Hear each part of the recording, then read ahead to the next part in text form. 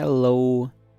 Hello. How are we doing, everybody? Welcome to the stream as we go through some RongYI Cup playoffs today. Clem vs Trigger, Maru vs Creator coming on up as we will be into this in just a few moments. Just waiting for players to show up and veto and so on. But we're ready to go, so really just waiting for everyone else to be ready to go. Obviously, I mean, this is not our event, so I'm just chilling. I'm not sure how far along the players are in the veto process or anything, but we will just await news is the TLDR right now, but otherwise we can get started with saying hello to everybody and asking how everyone's feeling. See if everyone's excited for a day of StarCraft. Today's plan is obviously these playoffs only have 2 best-of-5s in them today, so it's going to be 2 round of 8 matches. So yeah, it'll be 2 round of 8 matches, and then we'll be done. So what we're going to do is, obviously we missed a bunch of the group stage of this tournament, so we're probably going to go through some of the group stage games, unless I can think of something else for us to do. Probably going to stream about 4 or 5 hours, is kind of the rough estimate. It's kind of a weird week with Home Story Cup coming up. We moved the WardiTV Winter Cup stuff away from this week and moved it over to next week to be able to, just because I didn't know what the format was going to be of this event, and I was just not being able to get things together super easily, so I wasn't able to really kind of get things sorted out. As such, we have, as such, we have delayed a little bit and messed around with the schedule. So it's kind of a weird week where really the next 2 days we only have four live matches, and then we're just going to be covering some replays to fill in some gaps, basically, is what we're going to be doing. And then, yeah, I mean, then I'm going to Home Story Cup, so I'll be back next week with WardiTV Winter Cup. There'll be some Winter Championship stuff coming up soon as well. We are well underway with the WardiTV 2026 series starting to get properly underway. We'll have, again, more information about that fairly soon as well, in terms of what that comes down to and everything else. Obviously, with that little hype video and everything, we're pretty much set to go in terms of sharing more in that regard too. So that's where we're currently at. And yeah, we're going to get rolling on this one in just a couple moments, guys. So, getting this ready to start off. Like I said, just waiting for, there we go, lobby is up. And they really don't like throwing lobby links out in this tournament, man. Like, they really don't. They're like allergic to lobby links, you know? It's, I don't know why, but they just expect everyone to join off each other's friends. It's like, you have no idea when the game comes up. Oh, I hate it. It gives me anxiety. I'm so ready to... I'm going to miss a game today. I know for a fact I am, because I'm so used to, in this day and age, looking for the lobby link in the chat that when it doesn't show up, I'm like, not mentally there thinking of other ways to join the game, because who doesn't post the freaking lobby link in 2026? Well, this tournament doesn't, but that's okay. I will do my best, guys. I just I'm preemptively making excuses for when I forget, so don't mind me. Just having my excuses ready. But we are pretty much ready to go. Looks as though we are in the lobby, so we should be good. Oh, we have been threatened that if we lag, we will be kicked. Okay, well that's all good. I mean, pray the NA server is going to be our friend today. Is the hopes.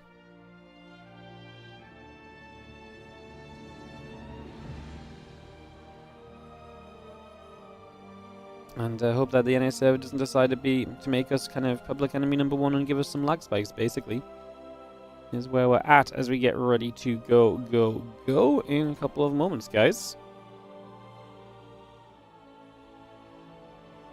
We watched an Age of Empires 2 tournament the other day when Game 7 the finals, the players accidentally hosted without anyone being able to join the game. Everyone had to wait for it to finish and cast the replay. At least everyone's in the same boat there, you know? Like, honest mistake and one of those things where it's like, oh, that sucks, but like, at least you're all still going to see the game and no one's going to be spoiled or anything still, right? That's kind of funny. Yeah. Alright, guys, we are counting down, as you might hear, into our lobby in just a few moments, so we are going to get ready to go. Onto Tourmaline is going to be the map. So yeah, we'll be into Tourmaline here in just a couple of seconds. And we will get ready to go. Etc. Exciting. Cool. We're just on the loading screen, guys. As soon as it hops in game, we'll get this going. Good work, WardiTV. You made the lobby. Thank you, guys. Appreciate it. Yeah, I've been working long and hard over the past few years to improve on my lobby making skills, my lobby joining skills, and I'd like to think we don't miss them as much as we used to. Or the players got better at not going without us. One or the other. I don't know if it's got anything to really do with me, honestly. Anyways, We are here, and we have StarCraft to provide for you guys in the playoffs of the RongYI Cup. As in the top right-hand side, we're going to go to the options and put the health bars on. In the top right-hand side, we're going to have the Red Pros player from Basilisk. We're going to kick things off today with Trigger. He took down his opponent in a WardiTV Monday just a few weeks ago. If that doesn't give him some confidence, I don't know what will. In the bottom left corner of the map, we've got Clem, our blue Terran player, as we kick off into action. And we get this best of 5 truly underway.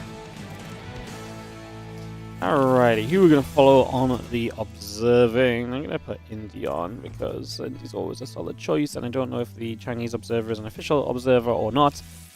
So we'll just go with Indy for now, and if we need to, we can switch it around a little bit as we get this best of 5 underway. So again, 2 best of 5s today, guys. Trigger versus Clem, then Maru versus Creator. Those are coming up, so we get both of those back to back, and we will go from there and see what happens. Is that STV and the probe are going to get into a little bit of a skirmish over here, so they're going to scrap it up for a couple of seconds, drill some shots into each other, and otherwise we're looking pretty cozy. There's a couple of STVs will continue to chase the probe down for a couple of moments, but look at this from Trigger. He is just forward gating, and it's not just one gateway that's forward, it's 2. So by just going super aggressive right from the get-go, just going to go 3 gates. Clem has not scouted in this game, so Clem is playing without the information of anything that's happening right now, so he has zero idea of what's about to happen, so he does not know what's going on. That's obviously not good. That's going to put him in a pretty rough position and going to make it very difficult for him to kind of figure out where, what's going on, and hence, you're playing against an aggressive build. It's going to make this just difficult in general, is where we're at right now. So this is not looking great if you are... It's not looking great if you are Clem. The Reaper is scouting around. Does it go to the high ground and spot these gateways? He's going to spot the Stalkers, I think, so he's going to get maybe the teeniest bit of heads up. This bunker's just not going to be done. A Reaper and a Marine against 2 Stalkers. I think Clem didn't realize it was 2 Stalkers as well, because he stood down there like he was going to be able to kind of, micro around this. I think the bunker has to cancel. I think the command center has to cancel. This is super committed from Trigger.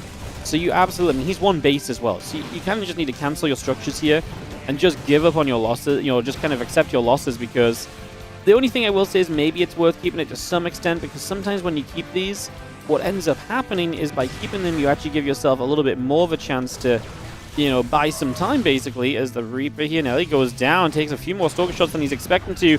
This isn't even a completed wall on the ramp, man. Hellion on the way. There's not going to be time, apparently, to build a freaking Cyclone, as we can't get the Tech Lab onto the factory, and Trigger just showing up early with this aggression, and Clem is being punished hard for not scouting. Not scouting means he does not see the lack of an expansion, so he has no idea what is roughly going on, and this is a disastrous start, as, 1 Stalker here in the main base is going to be stuck, but Clem just has to say a GG, and Trigger just straight up punishes Clem for, like I say, a lack of information early, and Trigger going to get himself the 1-0 lead in this best of 5. Just like that, it's as simple as that sometimes, and that one, it is going to be just no scout, no way to respond. Trigger takes the opening game, risky opening, but completely pays off, punishes a little bit of greed from Clem, again choosing not to scout, and that will be that.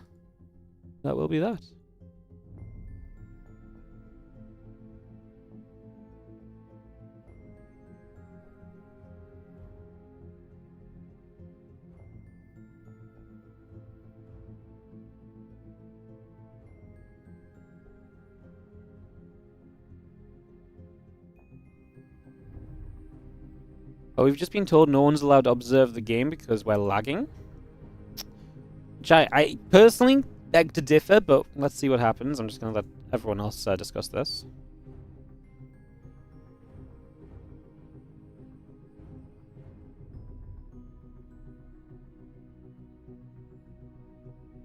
Everyone else has the same reaction I would have, so no need for me to necessarily speak up.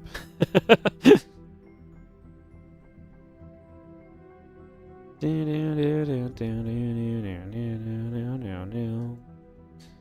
I don't think there's any lag in this game at all.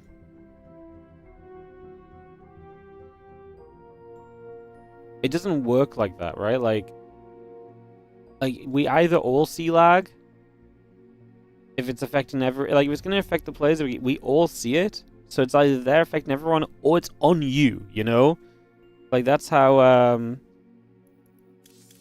this works.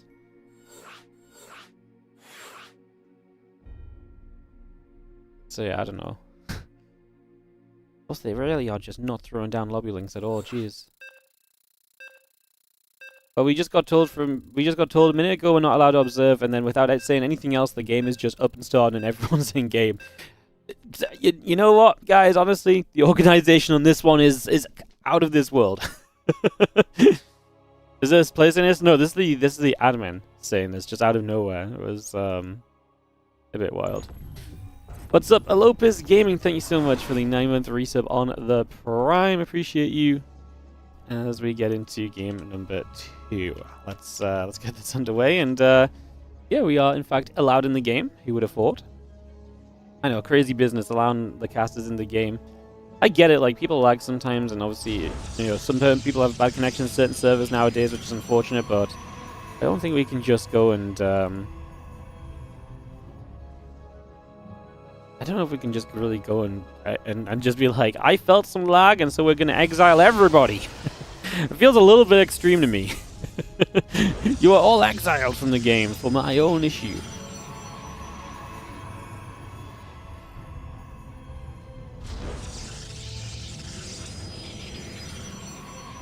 Trigger in the bottom right hand side is going to be our red Protoss player from Basilisk, and he takes the 1-0 lead after a cheeky little build in game 1. I like it.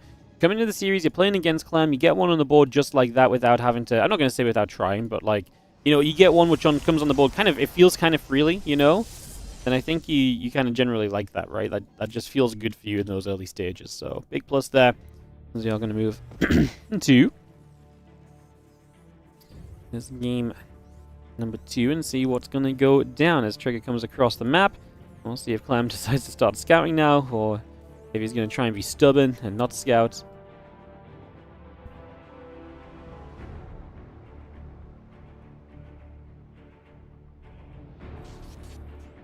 SCV chases, probe just going to take a few shots of damage, so again we take a little bit of damage, nothing too crazy right now. Just going to be seeing the probe going to have an SCV pulled against it. Clem just says, I don't think you're going to do the same thing twice. He doesn't even go for a Reaper this game, he goes Marine. So no scout with a Marine is really just a sign of a complete disbelief that Trigger would do this to him 2 games back to back, basically. So yeah, he just says there's no way. He refuses to believe it, and yeah, I don't really disagree with that statement, to be honest. I would also kind of refuse to believe that Trigger's gonna do something like that a second time in the same series, back to back games. Although maybe that would have been really baller, right? Because the thing is from Trigger is you expect him to now scout and play a bit safer. So Clem says, no, I'm not going to give you the expectation. I'm going to continue to play how I want to play this, because against 99% of the builds, or maybe say like 95% of the builds, he doesn't feel like he needs a scout with how he's going to open. And so if you don't feel like you need a scout, then you're basically being bullied into a scout because of what happened in that game 1, and that's just not what Clem is about. He's not going to let himself get bullied into that here. Did he miss a match? Yeah, the first game was about 3 minutes long, so there was a very quick opening game of the day. So you missed one game. If you missed it, basically Trigger went one base 3 gate, and proxied 2 of the gateways, and Clem no scouted. So no scout from Clem, and so he just did not know what was going on, and hence that will do it. Believe it or not, a lot of the time. No scout versus a 1 base. Yeah, and 1 base that hits quickly as well. It's not just like 1 base tech structure or something where you might have some time to scout and react at some point. Like, this is just like there was just no hope. So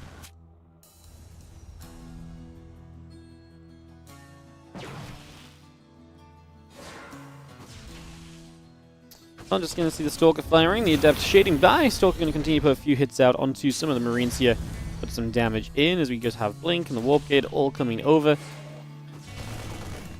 I'm just going to be seeing the Marines and the Stalkers and the Adept going to dance around for a couple of moments. Yes, just trying to see what else is going on over these next few moments. Again, Siege Tank, couple of Marines coming about as well. I'm going to get those up and running right now. We're just going to be seeing this back and forth. Cyclone, obviously, as long as you keep that safe, should be in a pretty okay space.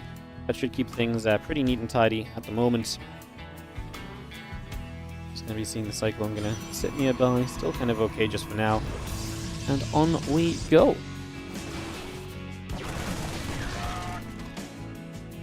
He's going to join there. A couple of Stalkers going to get pushed the other way. So again, we deal with this pretty decently for the moment. Continue to get set up and wait to see where we're going to be going. A couple of these Stalkers coming back around, so they're just going to pull back for the moment. And Going to be seeing the Raven and the Marines continuing back through and just getting set back up once again for a little bit of time here.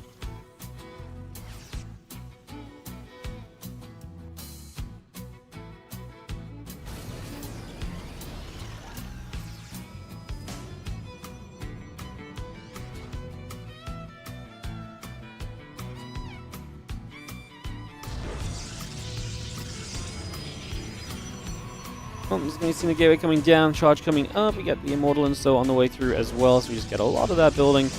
And as we have a setup phase of this, definitely just taking a moment or two, but nothing super crazy or anything. Just getting set and seeing where we are going to take things.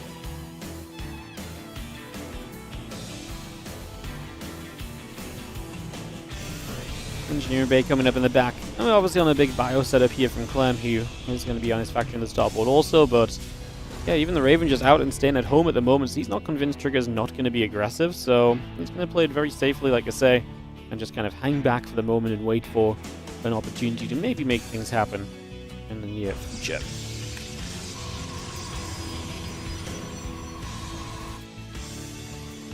Yeah, Stim Combat Shield and +1, all of that building straight through right now, so you just get a lot of that coming up. A lot of that brought straight to play, and yeah, we'll see what happens next as we just have Clem with a couple of tanks. Might feel like he wants to move out. Trigger is just on his way to that Robo Bay, on his way to charge, so he's set him very nicely at the moment into the next stage of this game. As yeah, that charge comes up, that gate coming through, you're not going to see that Stalker is going to be forced to blink away immediately, so that just gets forced back without any real inhibitions.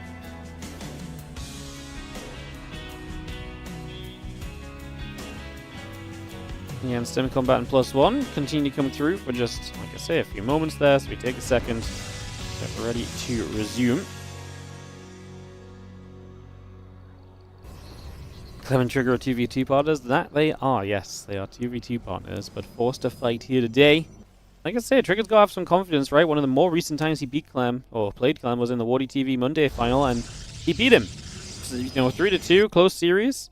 I actually love that he got one of the early wins on the board here with the build that he went for here, because I actually think that gives him a lot of confidence in the long run now, you know, where he's going to be playing probably a long series and, you know, having one on the board already without having to go into those later stages and to, you know, stay at the game where we know Clem is very successful and very good.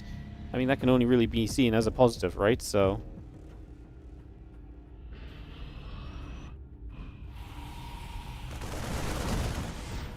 coming across, trying to get in position here just for the moment, and we get this settled down.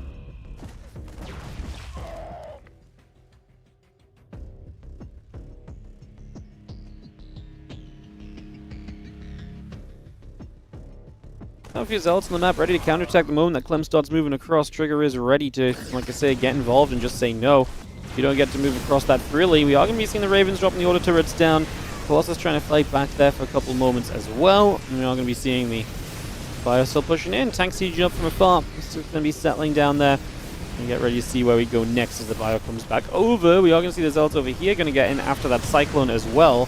Just going to make a pick on that pretty quickly. Now the bio going to dive through. Look to get after the Colossus here. The few Stalkers going down as well. Pretty decent damage across the board as we continue to play cleanup. Just for now, these Colossus will try and fight back. Clem is going to get rid of one of the Colossus at least. The last few units in Trigger will scrape through this. SCVs died during this, but Clem cleaned up the Zealots at least, so that's not going to go any further. So that should kind of, you know, help to smooth things over right now. I'm going to go ahead and say this is a pretty reasonable kind of situation altogether, right? I mean, I feel like it's an okay kind of place to be in. We got Marine Marauder Viking all coming up. The armor upgrade still coming through. Continue to get that on the go here. And yeah, just going to have the Colossus and the +1 attack upgrade continue to build by as well. So a lot of that just continues straight up into play for the moment, and we'll see where we go. Just see the couple of Widow Mines burrowing up. Going to force the probes. Going to get chased away. The Zealot Stalker coming back around a little bit as well. It's just going to start moving with that.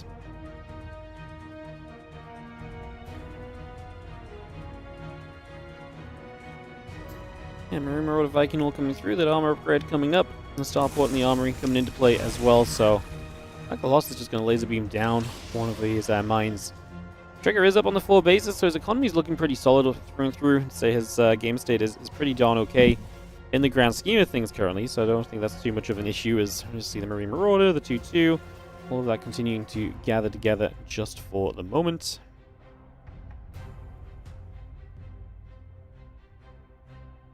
Army coming across, and we will begin to make some moves.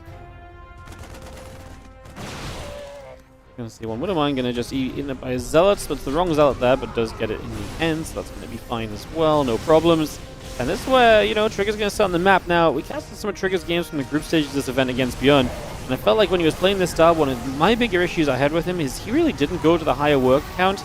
He did not just keep expanding like a lot of the top Protoss do, like Classic and Hero. So I wonder if that's going to be something he has come into play here, or if he fixes that. Because right now, he's still just 70 workers, 4 bases, and these sort of attacks just feel so much better. If imagine he was going to 5 bases and taking even more workers and was just in an even better position. Obviously, all of that sounds great.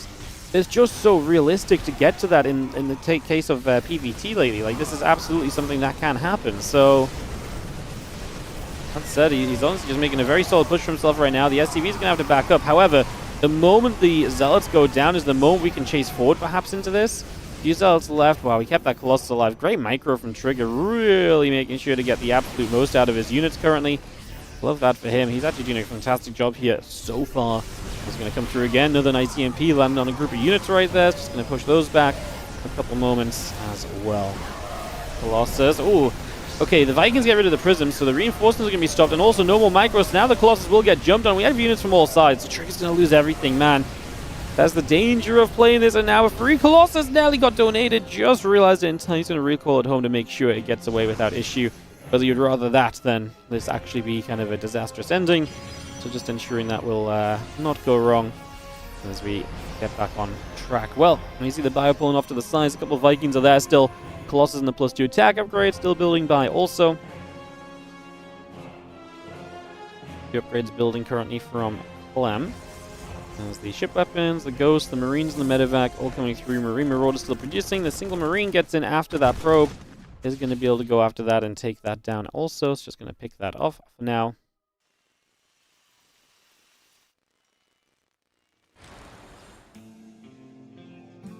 Yeah, 3-3 upgrades. The +1 ship weapons all building up. The +2 attack and +1 armor coming by. Add a Prism. Add the Nexus into that as well. We continue to bring that straight through. Army down to the center. There's going to be a Nexus in the front. TFU probes are going to step forward as well. And Clem obviously clearing out a lot previously. What is nice for Trigger is the rebuild's gone pretty well for him.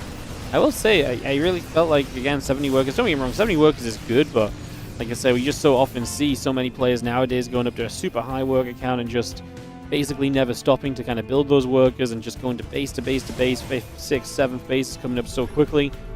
I mean, I still feel like if Trigger had just done that, I still feel like I believe he has more at this point in time, and his rebuild looks even better, but can't really complain because he is going to be matching Clem on supply. I just wonder if it's like, if it's okay to, like, the whole idea of the Colossus being on the map a lot of the time, right, is if you encourage trades. And if you're encouraging trades while having an amazing economy, then that's brilliant, right? But if you're encouraging trades and your economy is not quite as hot, that can absolutely then be a bit more of an issue as well, no? So, like I say, I'm just a little bit torn on this based on what we usually see and what we're seeing from Trigger specifically. Trigger dives for this 4th base. Now, he's going to get it. However, Clem's going to kill everything. At what cost, I guess, is going to be the question. Clem did have to back away. The Zealots did a lot. He gets in after the Colossus in the end. Can he chase down this army and kill? Like I say, if he kills everything, I like it. The Zealots going to get caught up on the Vikings, but obviously we want to keep some Vikings alive because I think Clem's going to be afraid of a Colossus rebuild. So he doesn't want to let these Vikings go completely just kind of down. But no 4th base from Clem. Trigger continuing to deny this is going to create issues. It's absolutely going to make this a problem for Clem in the long run because he needs a 4th base. He does have another CC ready to move out. The thing is like I say, imagine you get thrown down to 3 bases and your opponent has the 2 extra bases behind it, right? I know I'm hopping on this fact, but just imagine he has like 2 more bases behind this. It feels so tough for Clem at that point. Whereas now it's like, okay, I'm on 3 bases, but you're still only on 5, right? Like, it just still feels manageable for Clem in a game state where I feel like I say, a lot of the time I'm used to it maybe not being as manageable. Clem coming to chase this army down right now. Trigger lacking army supply. He's also lacking tech units, I think, for the first time. When he's rebuilt previously, he's had tech units to go along with his army, and this time he does not, and that's going to make this a lot trickier. He's going to have a Colossus now that just showed up. This is why Clem preserved some of those Vikings in the previous engagement, and he was absolutely right to do so, because Colossus are on the way back, and we want to try and deal with these. There's also Disruptors building too. They're less of a concern. You don't need something specific to deal with them as the Stalker's pulling through, trying to deal with the Liberator. It doesn't get there though, and Clem is going to win game 2 as Trigger has to tap out. GG. What do you guys think in the chat? I'm genuinely curious because I feel like because we casted Trigger as our last PVT yesterday as well, I guess it's kind of fresh in my mind still, but what do you guys think? Do you guys also think Trigger could be going to this higher work account and like having more bases during the pressure he's applying? Because that's what I'm seeing based on, again, a lot of the other players. It doesn't make sense that he's stopping where someone like Classic is like base, 85 workers, 90 workers, you know? Instead of like just 4 base, 70 workers while you're doing this pushing. So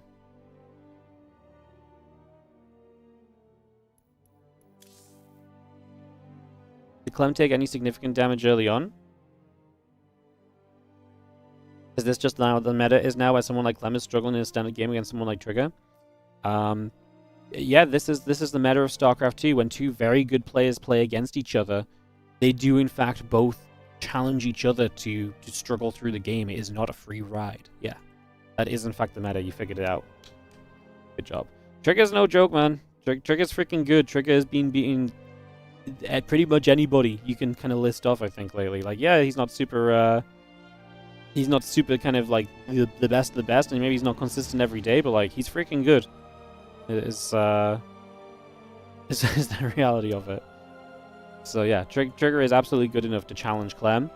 And while Trigger beating Clem in this series would be an upset, this is not like a holy crap, how did this ever happen? Like, Trigger is good enough to be at that sort of level. More workers were not hurt. Yeah, I really think so. I just really think that with this Colossus style, the whole point is you're encouraging trades throughout because the Colossus can sit back and you can protect them so well. And so if you're going to play this style, like, let's see the extra workers, let's see the extra let's see the extra investment into making sure that we can just trade. Because, like I say, you're encouraging trades, but you could be in an even better position to be trading, I guess, is what I keep thinking.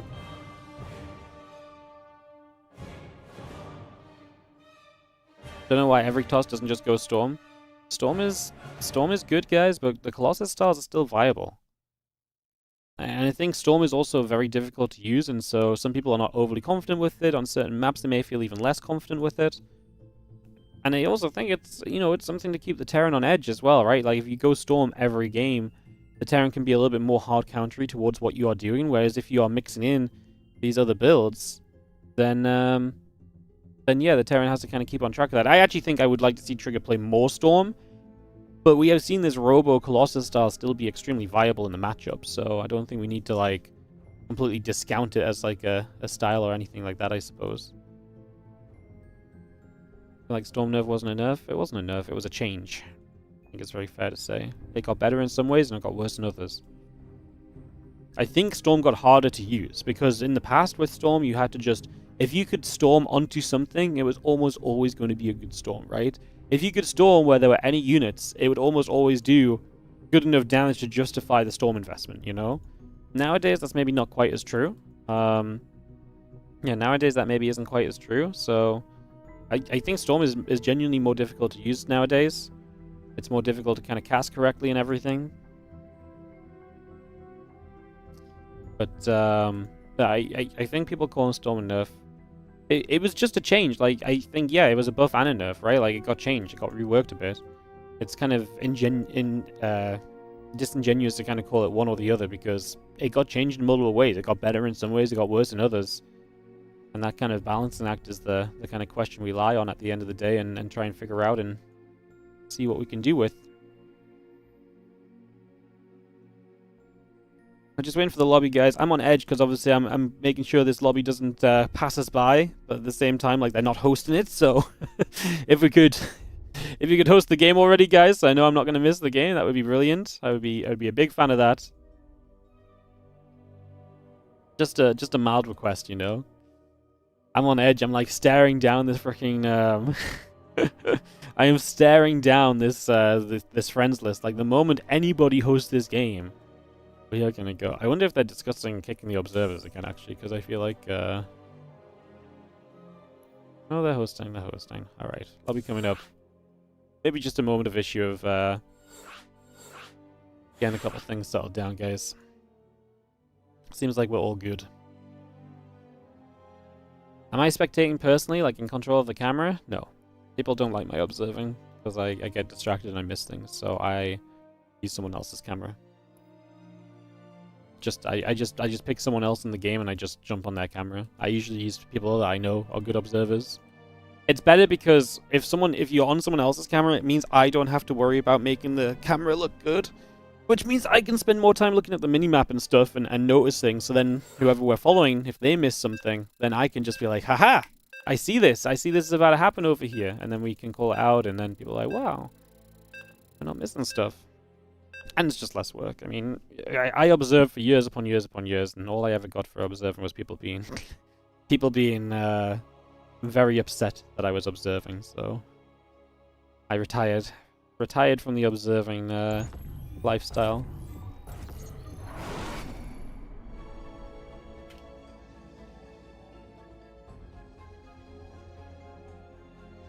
In the top left-hand side, our red pros player is going to be Trigger. In the bottom right, our blue Terran is Clem. It's 1-1 in this best of 5, and we are off to the third map now to see just what will be taking place here. Can Trigger re-establish a lead, or will Clem stay solidified in this series?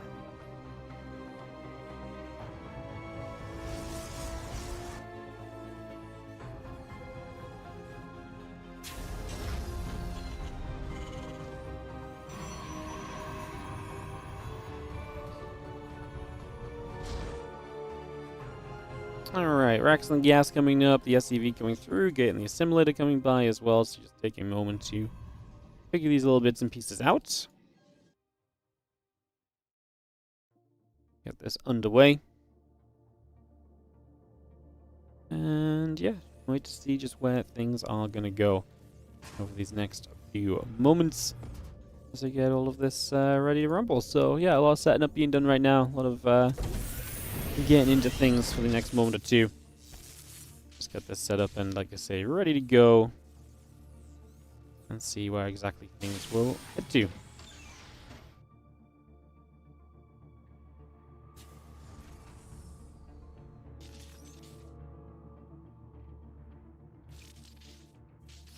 How much SC2 do I play now myself?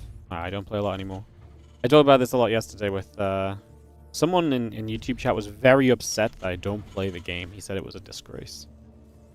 And yeah, I mean, some people might think that, but I probably have more games of StarCraft 2 played than a lot of people watching. So, like, I have thousands upon thousands of StarCraft 2 games played in my life. So I don't think I, you know, some people, some people have this thought process of you can't cast the game or you can't commentate the game if you don't play it. And I do think that you should play the game to a certain extent before you try and commentate, because I actually do. I don't disagree. I think there's a lot of things you learn by actually doing the casting. I think there's a lot of things you do, sorry, not by doing casting, but by playing the game. You know, I think there's a lot you learn by playing the game that is genuinely, you know, very difficult to learn without playing it. Because there's just a lot of like, well, how does it work when I have to look over here, then I look over there, and understanding like the power of multitasking, you know, understanding the power of, you know, why people get supply blocks in certain situations, or things that are just so hard to grasp without having that real life experience, which is why I agree. Yeah, you probably should play the game. But there's also a point where having played the game, and what I would play the game at now is not going to help me cast any better. Because I can absolutely promise you guys, me getting supply blocked at every opportunity is not going to make me a better caster. It's not going to make me a better caster than me just spending time casting games instead, you know? So yeah. Too busy casting or more just overladdering.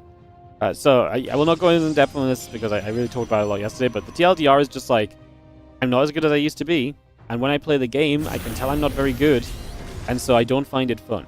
Because I find it very frustrating, because like I will know someone is doing something, but I do not have the physical macro or kind of mental skills anymore to deal with it, you know? So it's so frustrating because I know at every moment in the game I'm making a mistake.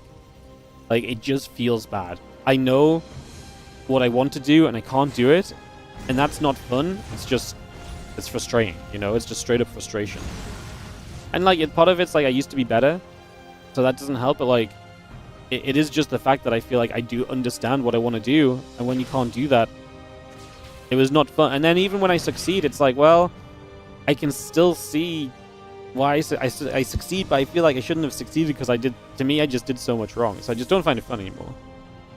So it's a little bit that I'm just bad, and it's a little bit of just I don't have the time to invest into just getting back to that sort of point, because like I say, a lot of the fun for me is improving and grinding and kind of figuring it out and learning as we play. I don't learn anything when I play. I learn that I once again forgot to build a supply depot.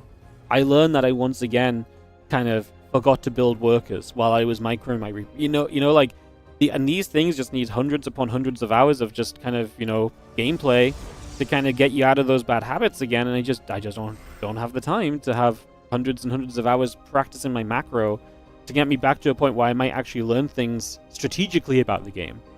Because realistically, I'm not going to learn anything playing against the people I play against right now, because because the strategy is not there, and the strategy is not being executed to a point that's going to help me to learn anything, right? In the grand scheme of things. You know, I'm at the level where it's just a macro war. I mean, I'm in a macro war with my opponent, and we're looking to just make the least macro mistakes that we can 90% of the time. So yeah. Anyways, we have ourselves the Raven trying to auto turret around. We've had some units moving about here early. Not really much loss. It's been a pretty passive game when you look at the losses, honestly. So in that regard, not bad. Couple of robes going down.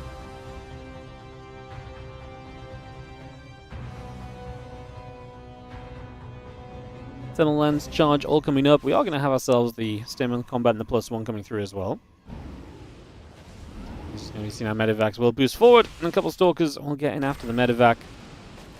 Such an interesting early game, we completely avoided commentating it.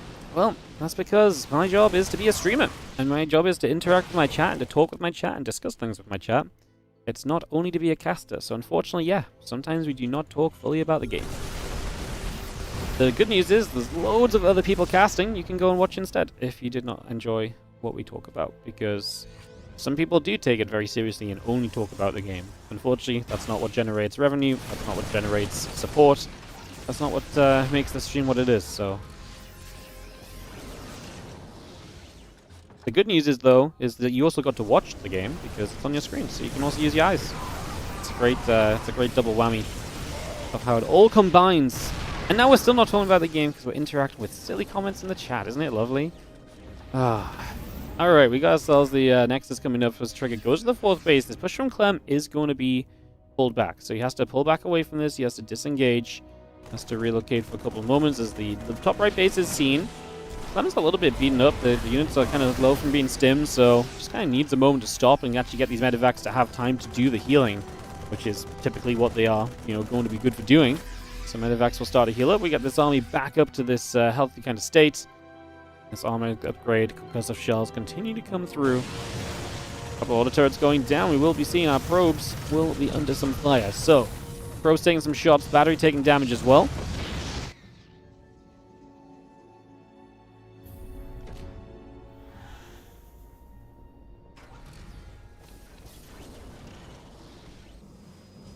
We got 3 more stalkers just coming about here. The attack upgrade coming through the High Templars building.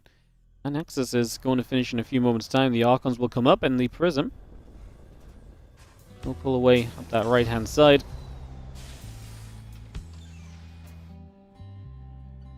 Trigger's obviously going to start settling on the map. This is the point where he gets ready to be aggressive again. And for Trigger, 4 bases, 70 workers just seems to be the magic number. He'd rather throw everything into this moment of the game than set up in a bigger and kind of a bigger and better way, I suppose. Like I said, this is his approach right now, and like I say, I just don't like this. I just don't feel like this is as strong as the guys who are then just time taking, like, you know, instead of like 3 extra zealots now, throw down a Nexus, build a couple more probes. Because I don't think 3 or 4 Zealots make the difference here, because your goal shouldn't be to break Clem. Although maybe that is his goal in this case. Because there's not a lot of Vikings out. The Colossus get pushed back. We do see the Vikings at least able to get rid of the Prism quickly. And 2 new Vikings, and this army's going to get chased away. Clem deals with this very well. Will not get the Colossus at least, but this does not exactly go well for Trigger. As yo, Helios Vector, thank you so much for the Prime sub. Appreciate you. Thank you so much. Why am I not getting you guys hearing the dings when people sub, by the way, and thank you sort of as well for the raid. I'm having issues with this freaking dings again, guys. I'm just not hearing them.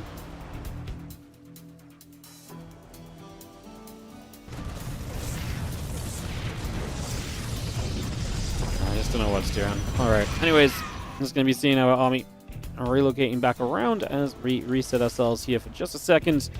Coming back over. As now, I mean, Clem is still a bit low on army supplies. He's still going to be playing defensively. Resource loss is in Clem's favor. I mean, Trigger's army is a lot of Zealots. We've got a few Archons, the few Colossus still in there. We've got the Raven from Clem, which is about on the map as well.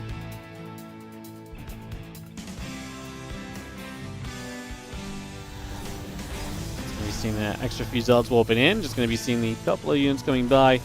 Just going to see those Zealots going to charge on through. So they're just going to get a little bit of a charge forward already here. Due to upgrades, the ship weapons continue to come about. Just going to be seeing a couple of Zealots coming around and just going to be seeing the cleanup happening. But 19 SCVs go down. So damage is dealt in a big way. Now the Vikings get through. That Prism will go down as well. So that will get cleaned up. And we continue on from here for the next few moments to see just what is next. 21 workers dead. And again, 2 upgrades. The ship weapons all coming about. Just going to be seeing the Ghost Academy getting those ghosts through as well. But Clem, again, his economy has taken a big hit in this game. Trigger will start up his 5th base and will ready himself into this next stage as the Bio and the Vikings gather together. And yes, guys, the FPS dropped because I was tabbed out trying to fix something. I appreciate it's annoying. What's also annoying is my stream not working correctly and it's going to distract me. So I'd rather take 15 seconds of you guys having slightly worse FPS to try and fix something than it just bother me the entire stream and me to be distracted. Does anyone else want to complain about anything before? Because I would just say do it now because I'm ready to fight people today apparently. Jeez, I'm worked up. Oh yeah. Alright, Vikings! We'll get a Colossus. Just going to see Disruptor Shot is going to be denied.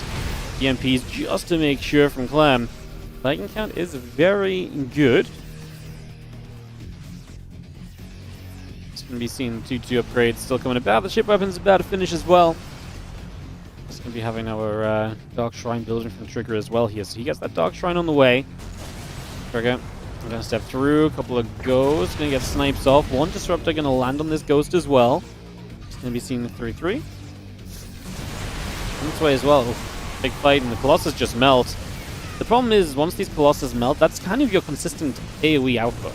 Because the Disruptors are kind of hit and miss and microable against. The Archons never really catch up with this army and kind of do what they need to do, right?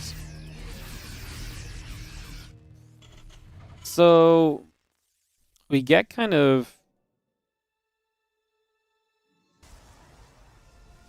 we basically just get reset down to this kind of what is going to become kind of a gateway... It's just going to be kind of like gateway disruptor, but I just don't love this army composition long term. We'll see how we do.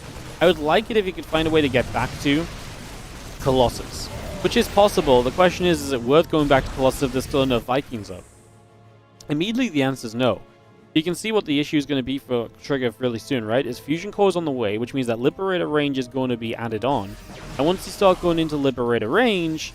And Liberators, that's something you've got to deal with here as Trigger, and I'm not sure Trigger's really well set to kind of deal with that at all right now. So, yeah, I think this is potentially going to be an issue. And like I say, I'm not sure right away that he's going to be able to be in an okay position to kind of deal with this. A couple of DTs going to split about. That's the Colossus coming back through. If Clem can genuinely get up to a good Liberate count, okay. I mean, Trigger's doing a lot of the right things. He's adding on Storm, he's teching up Fleet Beacon. He is putting himself in a position here where he can genuinely give himself a better chance of this. This Disruptor gets denied. We're going to pull back, split from the other one. Good decision making there from Clem. This Disruptor's going to not land. He actually does get the target fire on it. I mean, credit where it's due. I thought that Disruptor shot was gonna land for sure, and I thought Clem had misjudged it, but he actually denies them beautifully, and Trigger just melts in supply. This army comp right now is just not good, and if Clem is going to end up pushing now, then I love it, because I do think this is the moment where Clem's army is particularly strong, while Trigger is on the way to a lot of things that will help eventually. Second Stargate, Fleet Peak, and Storm. But he's just not on a lot of what he actually needs to truly turn a lot of this around either.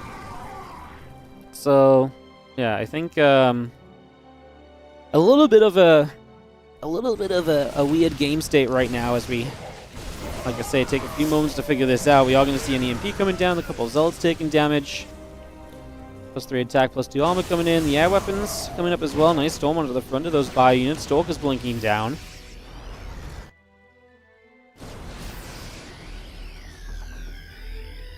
And Vax will do some healing. The army of Trigger going to come around the left-hand side as well. Let's see a couple more shots. Couple of Zealots getting jumped on the Colossus. Going to turn onto the Sense Tower on that right-hand side. That Disruptor shot going to come through. Lands on a few Marauders. The rest of this army still just pushing in at the moment, as we are going to see another Disruptor coming straight by and trying to land through. Not quite able to just yet.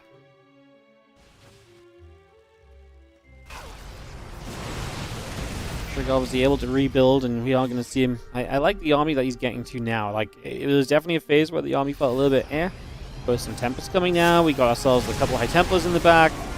A lot of good stuff here. Just needs to try and protect against these Vikings. Can't let the Vikings just reign supreme. These Vikings are shooting down all the Colossus and Tempests super freely, then you're going to have a bad time for sure. So, got to try and keep that somewhat under control here where possible. Another Disruptor shot going to land short of the mark. Bio continues to swing over to the left side. The few Marauders stimming, peeling back for a couple of moments.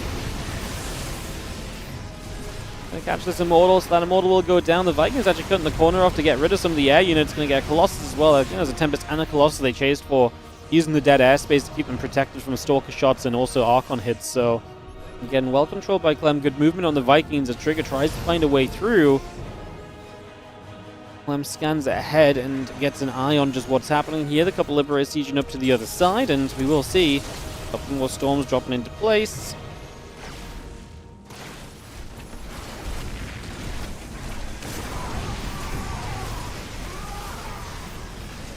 You'll see the power of those Liberators here. However, Clem let the army on the left side get a bit too close, so his 5th base goes down. Now he's got other expansions or other command centers, so he can replace this command center and this expansion pretty easily, honestly. Like, that should not be too much of an issue overall. So he will make moves to do that. As we are going to commit to this fight. Liberators are going to start sieging finally.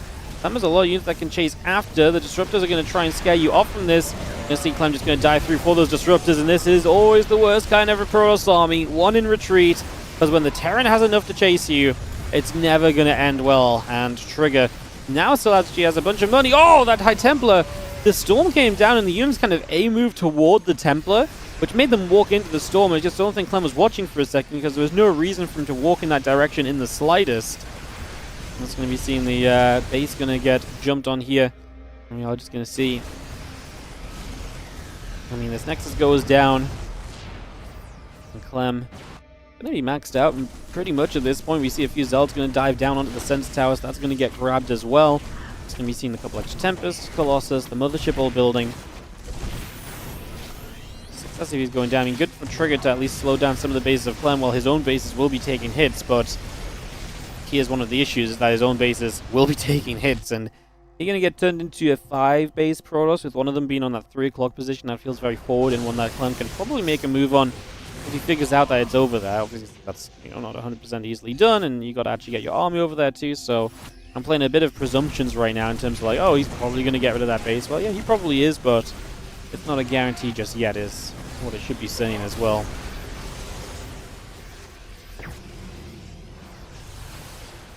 A little bit of bio coming through. We do have the rest of this army settling down. 10 SCVs falling from Clem. He's only on 50 workers, Clem, so he does not have a big bank building up. I still love what he's got army-wise. He's got 40 army supply over his opponents, so he does hold a pretty serious advantage in that regard too. He will continue to try and take advantage of here. An extra Tempest coming up, +2 air weapons about to complete. So a lot of that still coming into play just for these next few moments as well. And we will see where else we go with this all.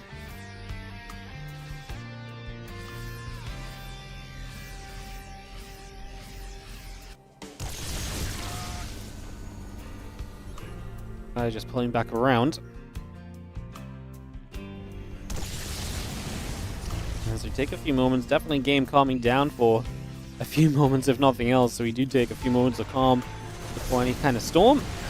A couple of Ghost and Liberators combined are going to be very powerful, and you just see that a couple of EMPs, bam bam, and the next moment you can't really do anything else about this. You can't really get away from this situation at all. It becomes very difficult very quickly.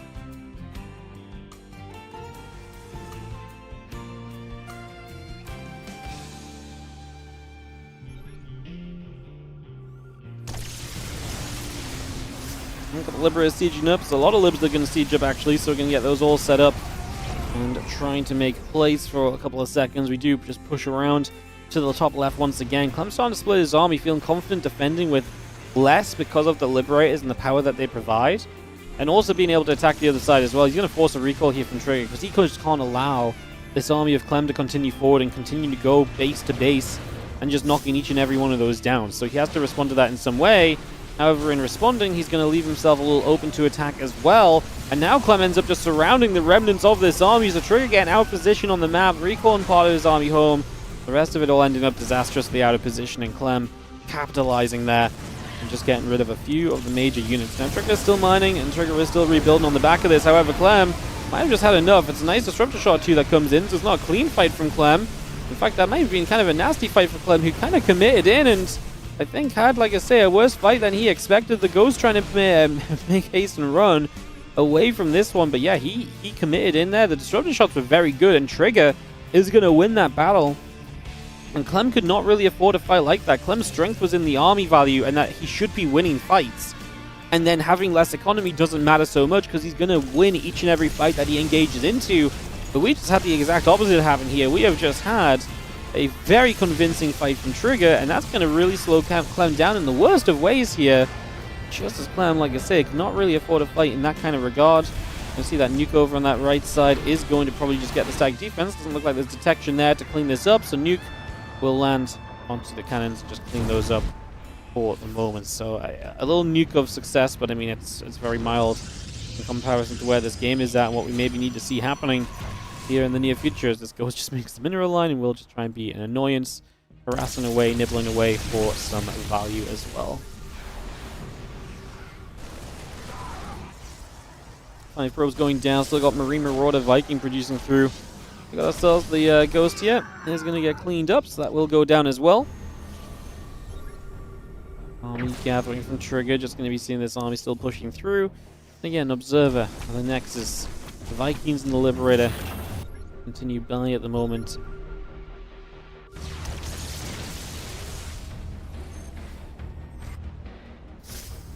Clem is at least going to get to remax, and he is working towards another base yet again, so he's going to have another base operational for himself. He's going to have more income available to him in these next couple moments.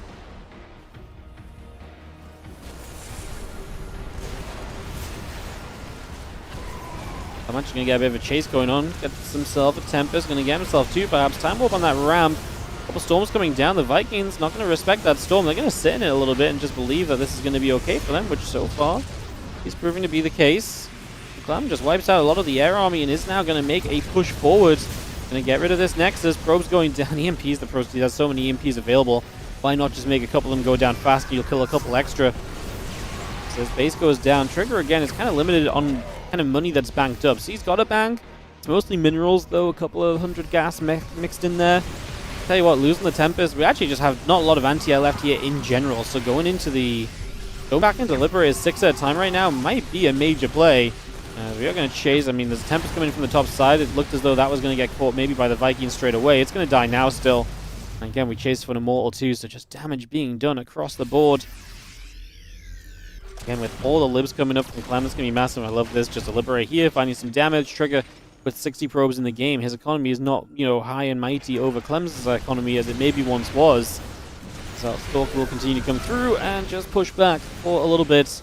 This army of Clem has to step away, but now we're back to that kind of 40 army supply lead, and Clem, at this point, feels like he's really dictating these fights. He's kind of picking the fights from where they happen. He's getting snipes off. There's no detection here. Full or high energy, high Templar all going down in the moment.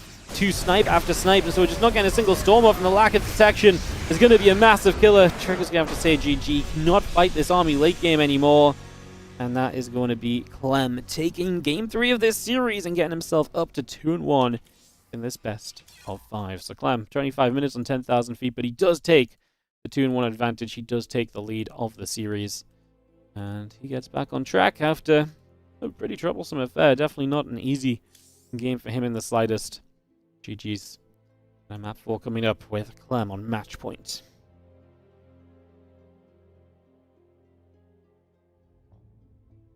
I think a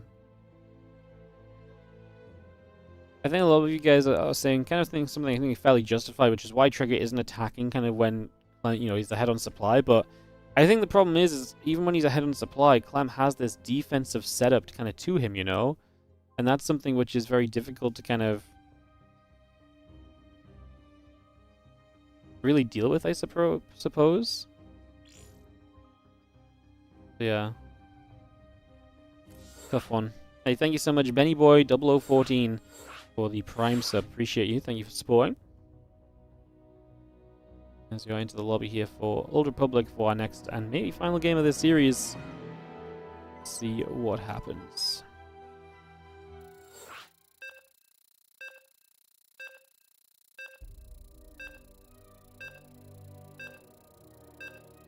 What have you seen the latest Blizzard trailer and the teaser? They include most of the games, including StarCraft, Brood War, and SC2, and they include the YouTube channel of the games except StarCraft channel.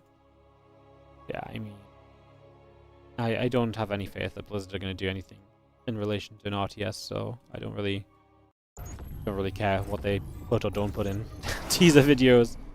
Until I see an announcement that says StarCraft 3 or something to that effect, doesn't matter. Anything StarCraft related right now is probably related to the shooter game they're making, so yeah, it doesn't matter. Not worth watching. Rather just cast some more StarCraft games, to be honest. I mean, cool if they do something cool, but like, ain't got time for teasers. Give me something real, or I just don't care, kind of my vibe with it at the moment. Bottom left, down 1 and 2. It is going to be our Basilisk Protoss Trigger trying to fight back in this best of 5 to level things out. He's had some good games. He's getting himself in some good positions, but I do think capitalizing on some of these fights and positions has definitely been a struggle for him. He is clearly enjoying this kind of lower worker count, lower base count, not just taking everywhere on the map like we've been talking about others doing. So it's kind of feeling like his own kind of vibe a little bit, but he's just getting to the issue that I think a lot of players reach in PvT later game, which is that the later game Terran army is very good, and so once they start getting to Liberators and that high, high ability to rebuild Vikings and so, it is so tough to break down that army composition.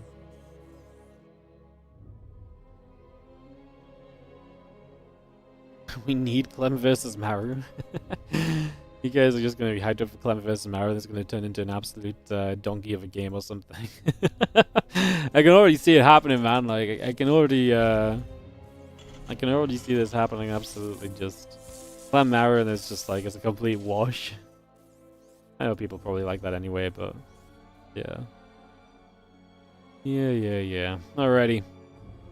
Rupert, Command Center, SCV, all building through. We get the Nexus and the Cybercore producing through as well, so we bring a lot of that up and running. Nexus onto that natural, Command Center onto the natural as well. We settle down here on the 4 base setup for now and see where things will go. Just gonna see our Command Center dropping into place, factory coming through.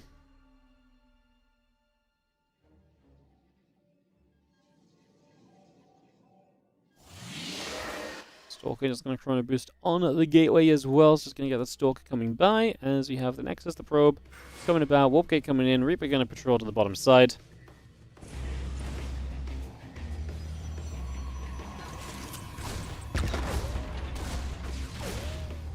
Reaper is going to get a Probe. It's going to be able to nab that, and the Stalker going to get chased away.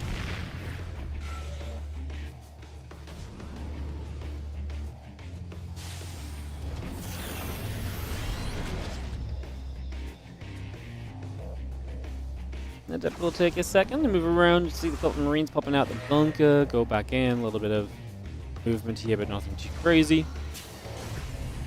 No way Clem's going to TVT? No, he'll play PVT. But, hey, it'll be interesting, don't get me wrong. Yeah, I guess it's interesting no matter what. I don't want to get excited about it because I've gotten excited about Maru matches so many times in the past. And you know what it's resulted in, guys? Disappointment. I hate to say it, but like Maru is just not an exciting player to me anymore. Like, and he hasn't been for a while.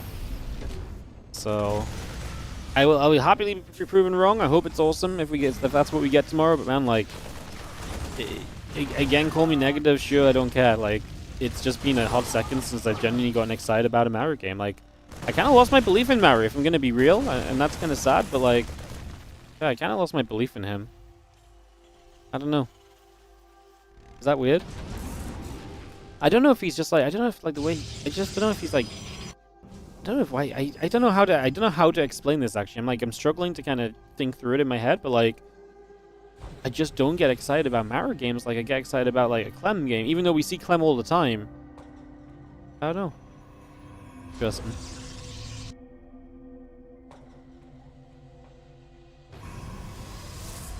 Cheating on Maru.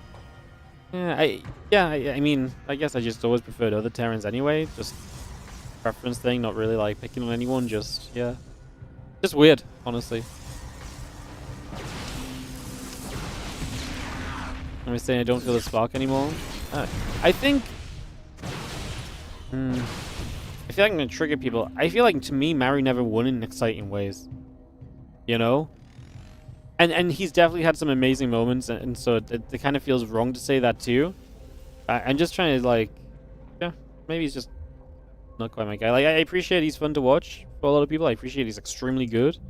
I just don't get that same excitement watching a Maru game as often as I get watching like a Clem game. I think that's what it is. I think lately, especially, sometimes Maru games just disappoint, whereas it's much rarer that Clem games disappoint, for example, right?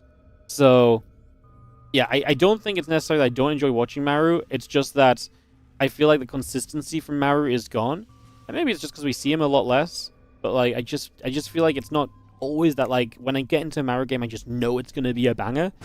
Because a lot of the time, it's just not been a banger lately, I guess. Does that make sense? Maru Solo Game 1's the game of 2026 so far. That's great. I've not seen that yet. I'm going to cast that either today or tomorrow, I guess.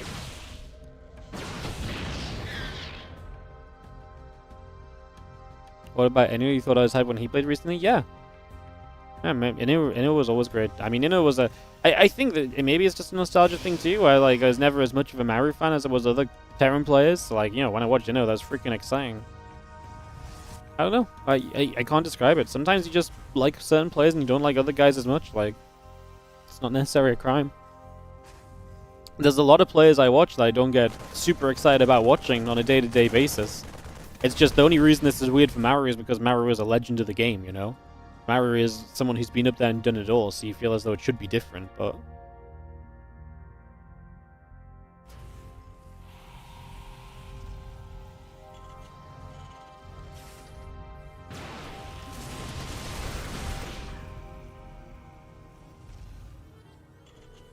Like I said, I still think Maru's really good. You can't really deny that. I just wonder... I wonder if it's more that, like... Because I wonder if it's more that I just feel like Maru was, like... Because Maru was really good, and I just don't know if he's as good now, so like some of the magic's gone compared to like what I used to think. Like, because there was a time like Maru signed up for a Kung Fu Cup one time, and I was so excited. I was like, it's freaking Maru! And he fucking Battle Cruiser rushed in a TVT. But like, you know, it's like, back then Maru was like this mystique who did not play in other events, and he still doesn't play in a lot of events now. But it was like, when he played in something, it's like, man, this guy could win it all. If Maru signs up to something now, I don't think he beats... I mean, I don't know. I guess I don't know what his TVP looks like against Clem's Pros, which is kind of why people are excited, but I don't think he beats Hero. I don't think he beats Classic. I don't think he beats, you know, Reynor or Serral. Like, to me, there's so many people he has to avoid to win a tournament that I just don't have that same sort of, like, this is Maru kind of moment. And it's like I say, it's not like he can't beat the guys. Yeah, it's just not there for me. It's weird. Bio going to push through Nexus. And the pylon going to get cancelled.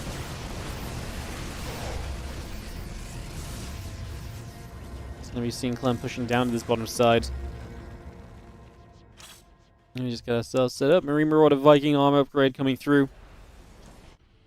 And just before someone clips me and flames me, I'm not trying to slight Maru at all. I'm just sharing my own kind of vibe. Like I say, I have nothing but praise for the guy that's won more GSLs than anyone else.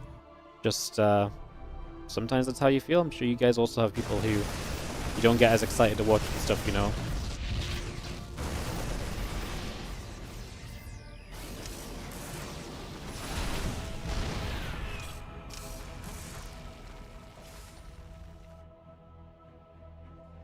Gonna see a couple Colossus moving around here. We take a couple seconds. We are gonna have Starport Armory, Engineering Bay, and that Ghost Academy coming up. A bunch of High Templar warping in from that Prism here, so getting those ready to party as well in the next few moments.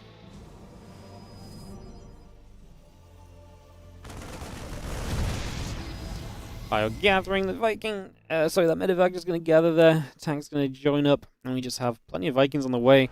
Old Republic, definitely one of these maps which has quite a lot of defendability about it, as the Prism unloading actually saves a few of the Zells and gets out away from the Vikings. A pretty decent job from Trigger not to kind of just donate things there.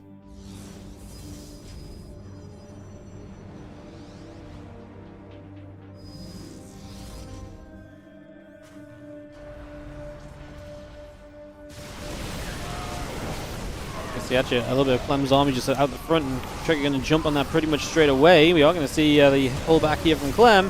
Now Zealot's on the other side, and Trigger is actually going to get a good wraparound on this. A few extra Vikings showing up. They need to join the fray ASAP and get after those Colossus, because otherwise Clem's in some serious trouble here. I think actually Clem just is in trouble here, full stop. As Trigger shows up, he really jumped on just a good portion of this army, and then Clem just did not really have a response from there. Apart from he pulled the boys in, they didn't really help to change things out either. And now Trigger pulls back over the left side, and we'll try and capitalize a little further on what he has remaining.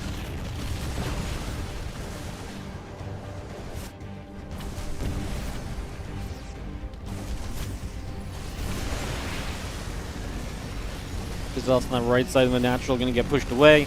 2-2 upgrades, shipper weapons on the way up. I'm going to see Clem saying GG, and Trigger is going to take map number 4 to tie us up and take us to a 5th game of this series.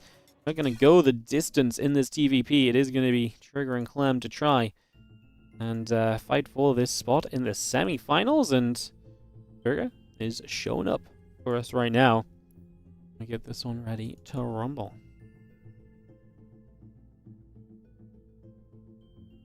Did I not see Maru versus Reyno again in the All-Stars? Yeah, I mean, obviously I casted it, but like, to me that was much more forgettable of a series than, but which is crazy because I think Maru versus Zerg should be incredible, but like, to me that's just way more of a forgettable series than like Clem versus Classic was, or Hero versus Serral was. I don't know. I don't know what to tell you guys. Like, you call me stupid if you want. Like, I can't change how I feel about it. Like, I'm not gonna lie to you guys and be like, freaking can't wait for Maru. Yes, let's go. Like, I just don't feel like that, you know. I can't really do anything in that regard, you know. Yeah. All right, we're ready up for White Rabbit Game 5 of this series.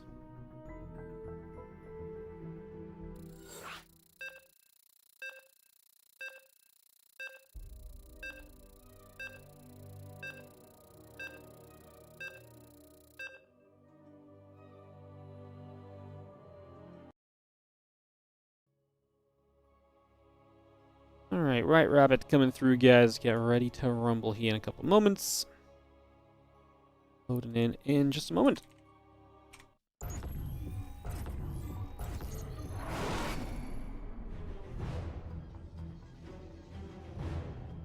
Game 5 of this series, and away we are going.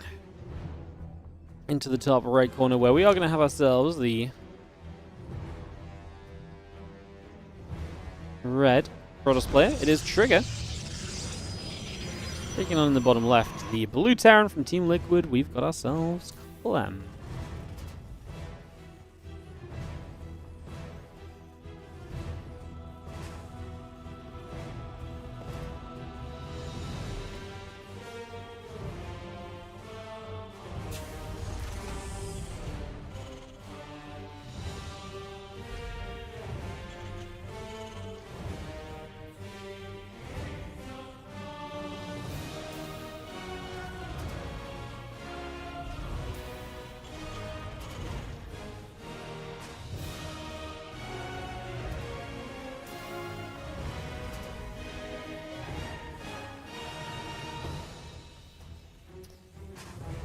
Well, final game of this series. It comes down to this to see who advances through to the semi-finals against either Maru or Creator. What if Clem dodges Maru? Usually it's Maru that doesn't make it to play Clem. This time maybe it's Clem that doesn't make it to play Maru. Ooh. Drama. Well, not really drama, but be interesting to kind of see the scripts flipped a little bit.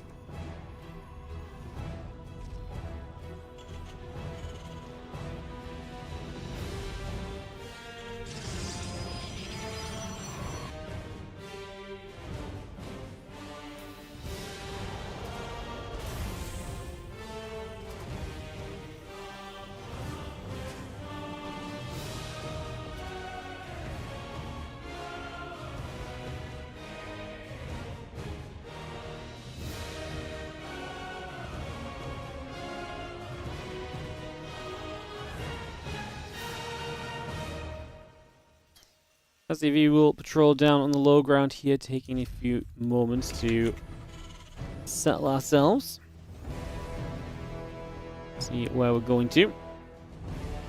We have the Hellion and the Reaper coming up initially. We are going to be seeing Clown just getting that expansion up and looking pretty fine just for now. Game 5 of this series up and underway. Trigger finally finding a little bit of a longer game kind of victory against Clem, because again, so far it kind of been a series that he'd won the shorter game, the cheesier game, and then he'd kind of lost out in the longer games even when he'd had some better openings and so on. So definitely a confidence booster for Trigger.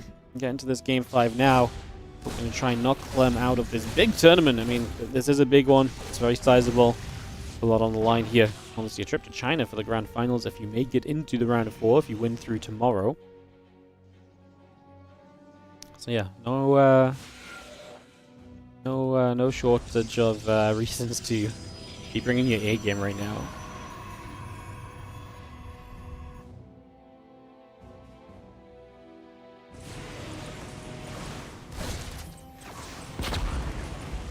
They're going to be there. I was going to see a couple of Reapers are going to get pushed back for a couple seconds. Just going to put some pressure on there. For a moment or two. Get that underway. Going to be seeing these Stalkers. Actually going to have some trouble. Reaper Hellion is going to put some damage in and is going to succeed in getting rid of a Stalker. So one Stalker going down quickly. I wonder if Clem wants to steer away from the later game and maybe tries to be a bit more aggressive early. That is something which he's definitely not being completely afraid of kind of doing as of late, but not sure how if it's something that would necessarily go down well either. So intrigued if that's something we try to get to or not, as the Reaper Hellion will strike away at a pylon and a Nexus. Just for a moment or two here, get some work done, get some damage in, and see where we can go. As we have the Medevac taking a couple of mines across the map for a couple of seconds as well. They're going to get boosting toward the upper right side here. And again, just for a moment or two, getting things settled. As the mine. I love that one on the high ground, always kind of funky because it stops the movement between bases unless you can get probed. But then there's nothing else really nearby to kind of shut it down if it just lifts up just like this, so it's just frustrating to deal with. Medevac peels away. Wooden Mine gets a probe on the low ground, one Wooden Mine still alive, which means that we can maybe come back in and be annoying later. That's always something the Terran like, having the chance to kind of, reassign their frustrations to the opponent at any single point in time.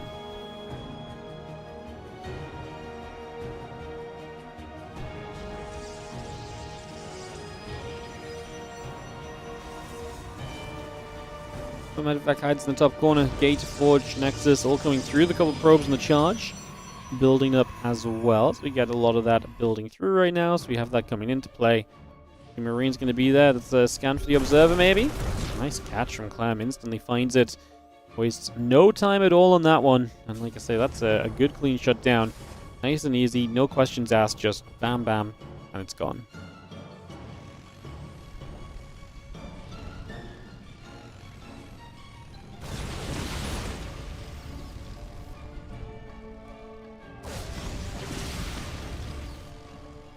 Some more shots going through, those Stalkers taking hits, a bit more damage being done.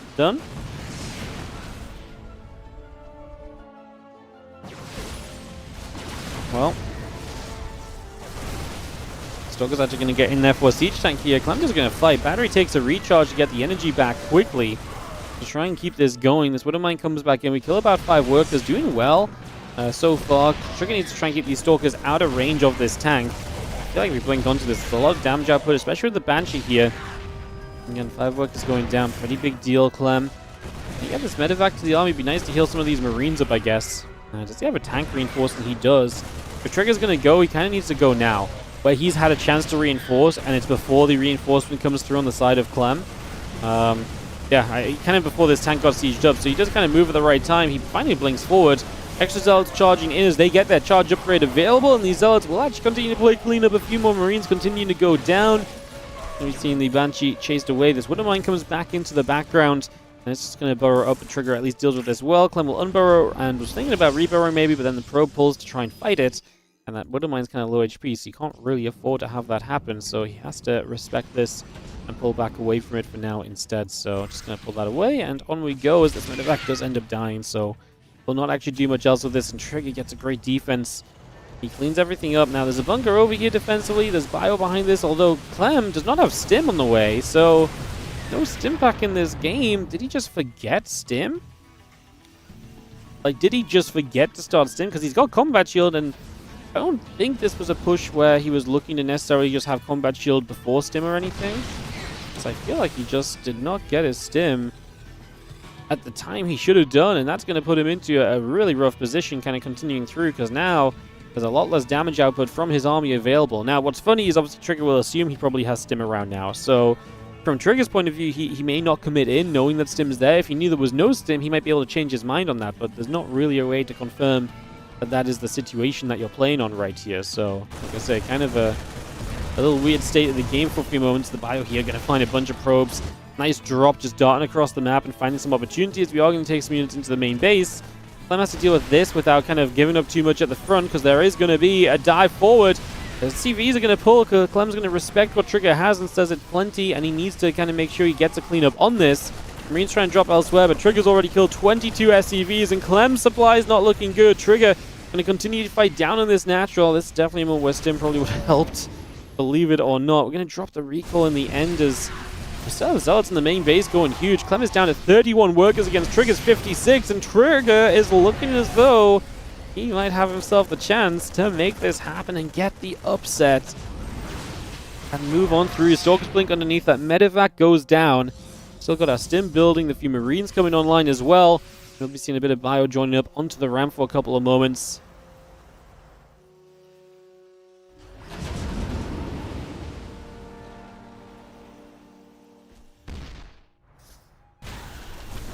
I mean, the Prism just keeps coming back through, and again, just going to have units in position there that have to deal with that Prism, and SCV's taking damage. It's a full medevac going down. Clem's just going to say that's good enough. GG, and good luck next. Trigger pulls off the upset, and he is going to take game number 5, and he's going to take the first series of the day. Clem knocked out in the round of 8. Trigger will have a chance to play in China. But before that, he must win his semi-final. That will be against either Maru or Creator at TVP to decide our semi-finals is up next. Maru versus Creator coming through in a few moments. Get that ready to go. Alright. We will get this ready to start up, guys. So we'll get this going in a few moments' time. We got to swap on over to the Korean server. So let's do exactly that and get ready to move into more games. What occurs? You're excited for Maru versus Clem? You shouldn't get excited too soon, guys. Hopes of Maru Clem dashed again. Yeah, I don't know, man. It's rough. It's rough out here. It is rough out here. These freaking players not winning when they're meant to. Gosh darn it. Alright, one Korea, as obviously Maru Creator will be up next. We'll see a bit of TVP once again, as we'll see whether Maru can advance to the semi-finals, or whether it will be Creator to pull off a second upset of the day.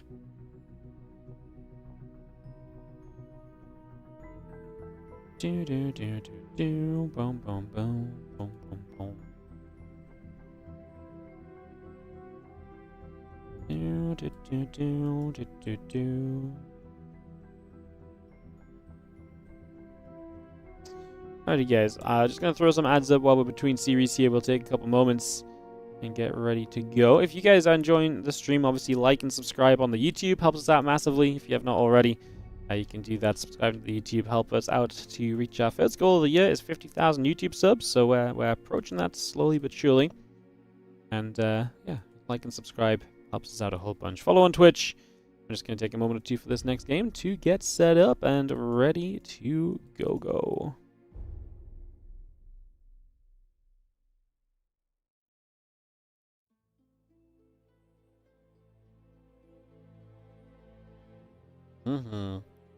Why no Cyril in this event? I would imagine because he doesn't want to play the offline final in China. It's a bit rough to fly to China for a single best of 7. Cyprus, especially when you've just been in China like 2 weeks ago. I would imagine it's something along those lines, to be honest. And that's just speculation. I don't know. That might not be the case, but it's one of the only reasons that really makes sense to decline this event. So just speculation, but I mean, he might have other things going on. He might just not want to. But I would presume the offline final is definitely a factor.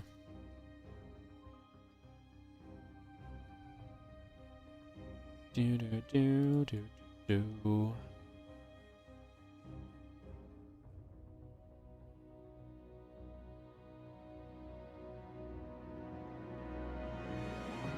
guys, taking a moment or two.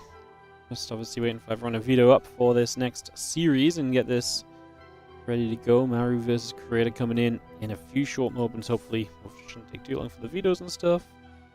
Thank you, Flipshy, for the Prime sub.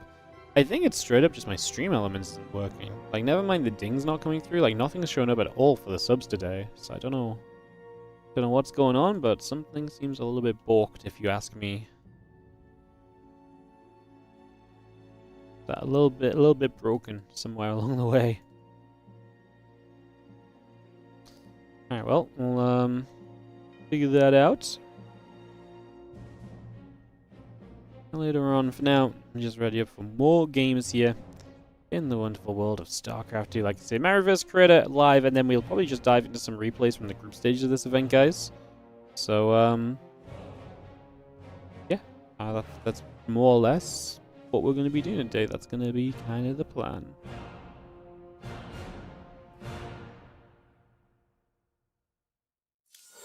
Lobby is coming up, so we can start to get this going. Yeah, Flipshy, thank you so much for that Prime sub. Appreciate you. Thank you for supporting.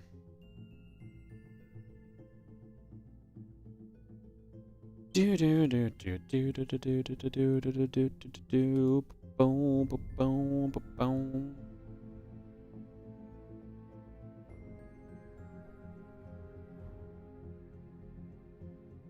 Was it just yesterday I was on the front page?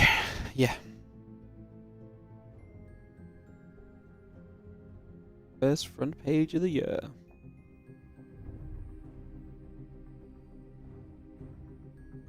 Lobby is full. I have casters that can't fit in the lobby because there's too many people trying to watch and cast. Dun dun dun.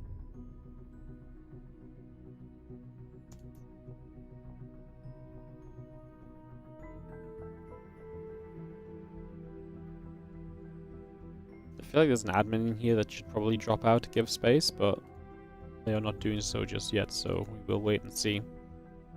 That turns out to be something for our missing caster, but we're in the lobby, guys. I presume it's not far from being able to start up, so we'll just take a few moments and hopefully get going.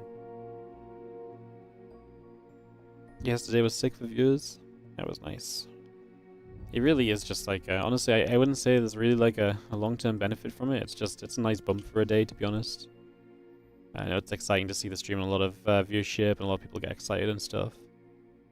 I had a few more followers yesterday than usual, to be fair. Like, it does work, I guess, but it's not. If you told me like years back we were gonna have 5,000 viewers or something, I would have thought more would come of it, you know.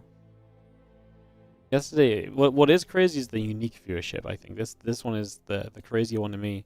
So yesterday we had 264,000 different people walk through the stream. which is really kind of ridiculous. Like 264,000 different people saw the stream at some point. So it's a lot of people. Usually we get like 4 to 10,000 maybe on like more normal days. But also in comparison, so when we did the All-Stars event, we did like a long stream and we obviously had like, you know, 2,000-3,000 viewers for that. That was like 20,000 unique viewers compared to, like I say, 250,000 yesterday, so it's kind of wild. It is kind of wild. I just wish there was more way to kind of capitalize on people, but like it's StarCraft 2. People either know they want to watch it or they don't, you know? Like, there's not really much else to do in that kind of regard, honestly, so just gotta cast, and like I say, we just gotta use the excitement as a positive more than anything else, I think. You saw the peak was 5k live views. Yeah, we peaked at 5,900 or so. But obviously, because you just get a lot of people that just show up, and a lot of people just click into the stream and they click straight out the stream because they're just on the front page of Twitch. Like they load the front page. My stream is on there for a second before they click whoever they were gonna go and watch on their follow bar or something, you know. So yeah, like TLDR. Like, don't be wrong. It's my TLDR is what I'm trying to say is it's good. It's just, you know, I want to make you guys think like this is the second coming of StarCraft 2 or something. Like, it's cool, but like, you know, it's cool. The numbers are interesting, but like overall, it is just like a nice little one-day boost for the most part. Get some kind of notoriety on StarCraft 2. Let people know this game still exists. I think what's cool about StarCraft actually is that a lot of people see it and they'll be like, "Whoa, that's still a game. I used to play that, right?" So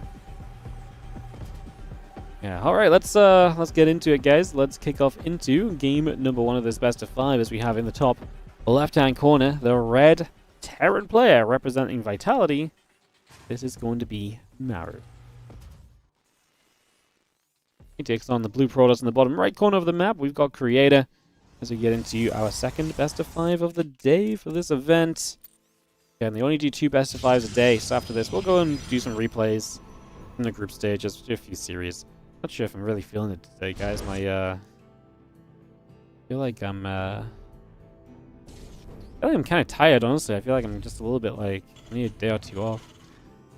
But I'm going to Home Story Cup this week, so yeah. I'll do a couple games from replays. We may not do the full 4 or 5 hours I wanted to do. I'm not really sure what to do. I'm not sure what we want, you know? Same reason you get back on the ladder every few months? Yeah, absolutely, man. It's a fun game, and it's always fun to come back to. Like, there's something about StarCraft. I mean, that's why you know it's a good game, right? It's something that always brings people that were interested back to some extent.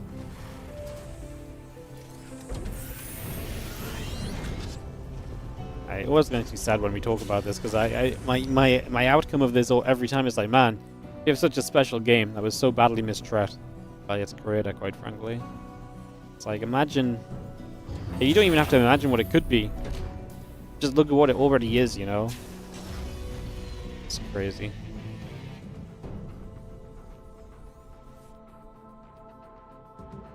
Adept is going to take a shade toward the top of the map as we have a chance to move up for a couple of moments. Just going to move in over here, settle down for a little bit. Just going to see the Adept is going to throw a shade down, move about.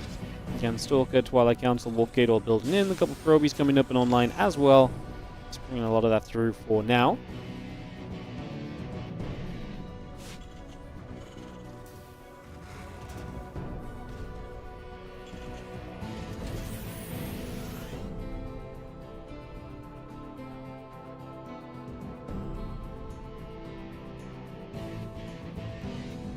Blink on the way, gates building through.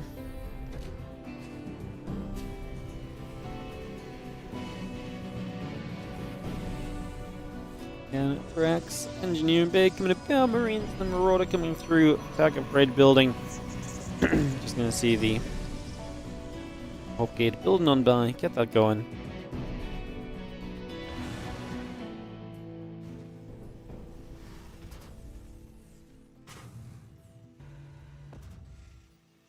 Blink's about halfway done. The robot facility still coming up. The gateway and the probe still building through. And the factory swapping off the tech lab, and the barracks will go to the tech lab. Just going to drop that down and reset ourselves for a few moments for now. So again, get things settling in here. Maru with that marine cyclone setup, going to go quickly into the Stimmin +1. I like the speed at which he's hitting the bio army at. You see Blink coming up on the side of Creator as well. That prism also coming through. That battery will produce as well for the moment.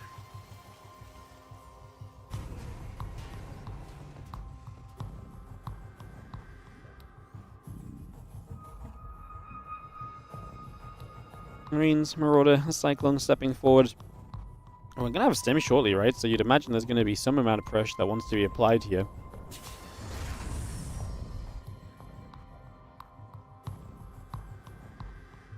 Guess we'll see what we do about that. That medevac coming through. Again, the upgrades all coming in. Stimpack Combat Shield +1 upgrade.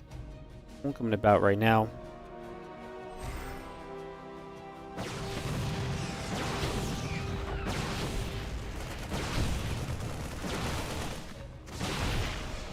Stalker's going to have a very successful start. Creator gets in for about 5 SCVs just right off the beginning of this, so very good start for Creator. 5 SCVs, going to get the Cyclone as well. Not that the Cyclone's going to have too much more to say in this game, I would imagine. So I don't think that would have been too much of a change from what we just saw.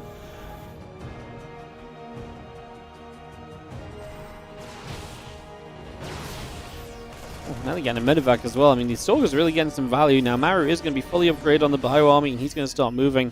Try and make something happen in these next couple moments. He wants to get across the map, and the few Stalkers are Creator. You're going to see that army moving now. He's going to intercept a Marine here and take an extra shot because of the combat shield, but yeah, we can see that Creator obviously wants to stay right here and in the business of trying to slow his opponent down, shut him down, and just make this difficult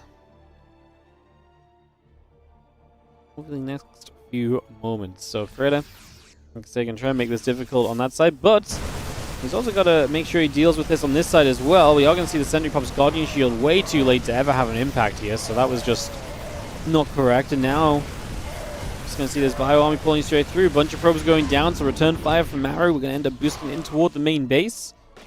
But this, at the end of the day, really was just kind of an expensive ordeal.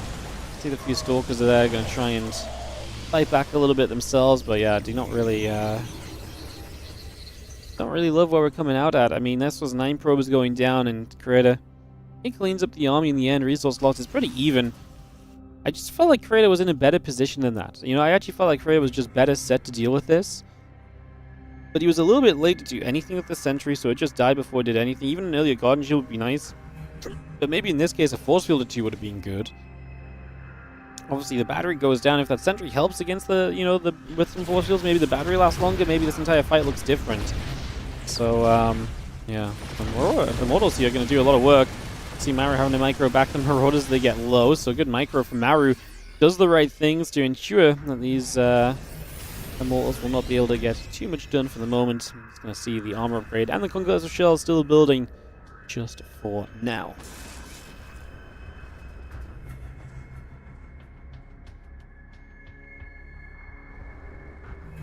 Bio joins to the center. We'll see the few extra Zealots warping in as Creator gets set up back at home. Robobay coming up from him. So he's looking to build the Colossus into the next stage of this game.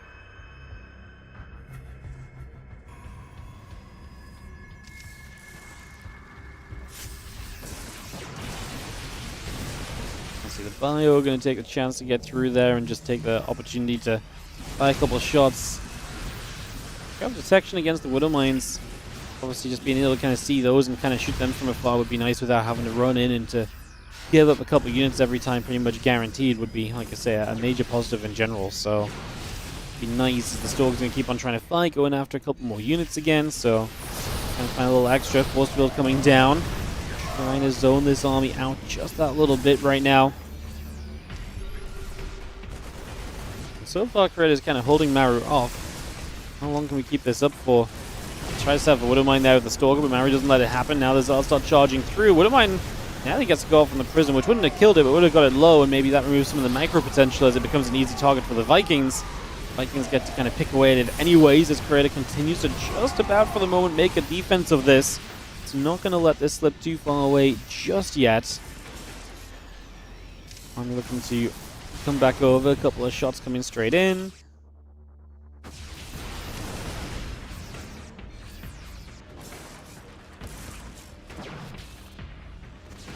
And a couple of Widow Mines getting chased out as well. We will see the army continuing through. The couple of Widow Mines going down already. Stalks blinking up. Thermal Lens and the +2 still coming about. The Colossus and the Zealots all building by. Again, so much of that still on the line right now. At this point of time.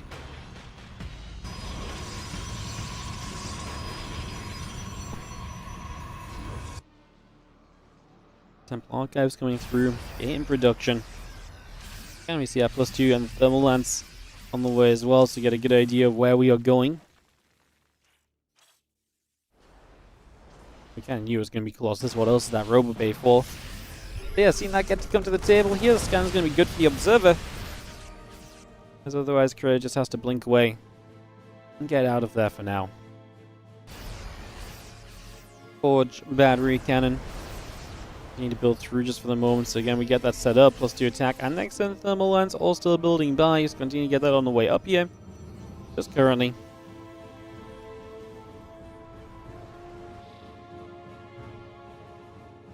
Stalkers and the Colossus together, so again we look to see what we can do next moment or so. Gonna be seeing the 2-2 upgrades coming about, the ship weapons coming through. We have ourselves the one Zealot on that left side, the factories as well, flying overhead. Zealot is gonna be able to keep something of an eye on that at least. Hey, what's up? Booyah for all. 36-month reset, one more year and I can get a degree in Wardy from the university. Nice. Some commitment. Appreciate it. Thank you so much.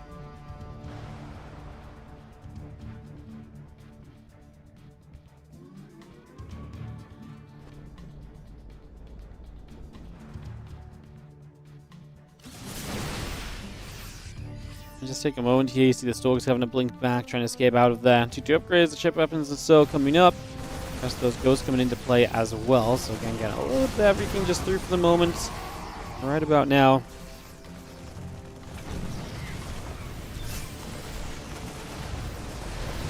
We're seeing a little bit of cleanup happening over on the sides, and again, just resetting ourselves through for a few moments at this point to see where we are going next.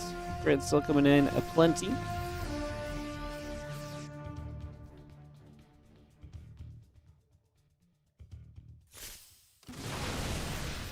Couple Bioshots coming through. Stalkers get chased away. Maru positioning into the middle of the map. I've got that Ghost coming about. The Caduceus Reactor coming over. Extra barracks just coming in as well. And we continue to set this all up and running right here. Army still heads down to the bottom side of the map just for the moment. Continue to get settled. A couple of Widow Mine shots. Going to go off on a few Zealots. Also 3-3 upgrades. Also just going to be part of this for the next few moments. We do have a couple more shots coming about. A couple of the snipes coming down already. Bio steps forward. The Archon will get picked away at. Viking's still heading across in that direction here. So again, we move over for that for now. Get that set up. Viking's able to try and get some pot shots off on the Colossus initially. Creator trying to ensure he doesn't lose too much. 3-3 +2 ship weapons. A couple of libs in that advanced ballistics coming by as well. Disruptor shot firing once again.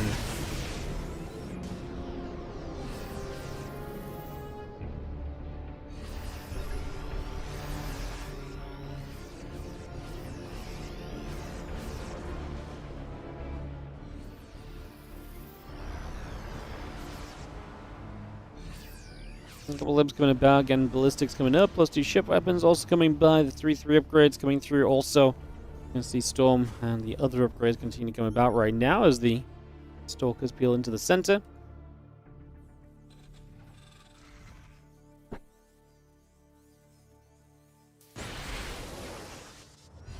Going quite a... I mean,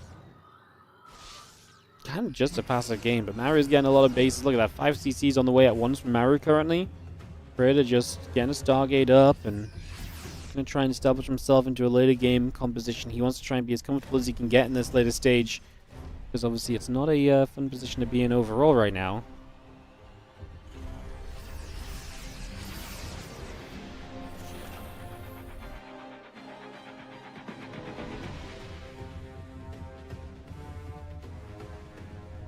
together for that moment or two. Just see the army again regathering here and just taking a second to get settled into place and to get moving. And we will try and get moving here in the next few moments with this army stepping through the center. I mean, Creator's taking another base, tons of gateways available for him. Again, I love the tech that's on the way, but it's not here yet in terms of the extra Stargate and the Fleet Beacon, Dark Shrine on the way. Actually, give me Creator in like 2 or 3 minutes. I kind of like where he's at with all the setup. Until then, I'm still a bit afraid of this Terran army. At any point in time, could maybe just make a dive and potentially see some opportunity.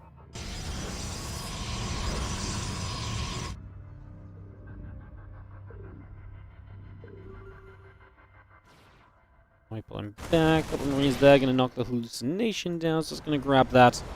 Take that away. Again, Dark Shrine, Nexus. Tempest building for the moment. We are just going to be seeing a couple of Liberators going to siege up into the center as well. Battery is going down. Pile on that right side. The Nexus is going to get grabbed. Going to join that too. Is the Bio now in the center. Just going to push forward. A couple of Stalkers going to get jumped on. You see the Zealots trying to come through. Stalkers blink up. I'm going to see this army just pulling back for a few moments. A few Zealots taking damage. Disruptor shots fly through already.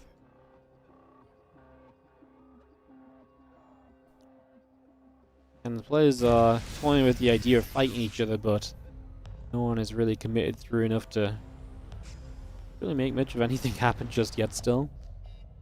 We'll have our ship weapons, the upgrades continuing by, those couple Tempests going to be coming through as well.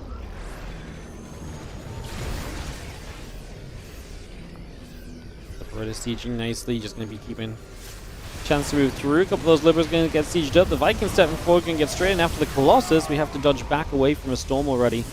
So obviously getting away from there and pulling this back. Another couple of... just take a moment or two to relocate. The air weapons coming up online. The Tempests are coming through. Everything else coming by as well just for the moment here.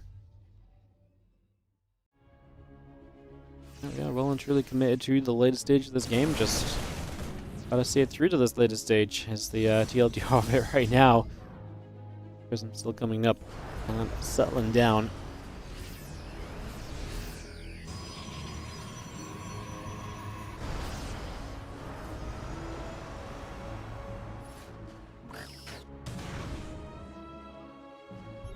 Shots coming through. Again, that Tempest coming about. The Oracle still building. Just going to see a couple of units coming around that right side, and we'll continue to move over there for a few moments. Going to see the Libs going to set up. The Vikings going to be there too.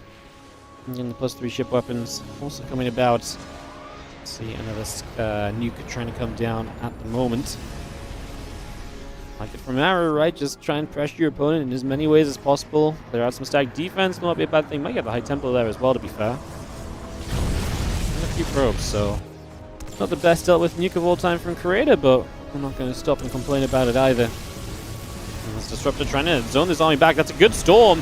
Now we're going to run through that storm. Do we not have any another storm to kind of follow up? A lot of this army took a lot of damage quickly. If a Disruptor had landed to capitalize on that storm, that would have been huge. You know, imagine the Disruptor combining with the storm damage.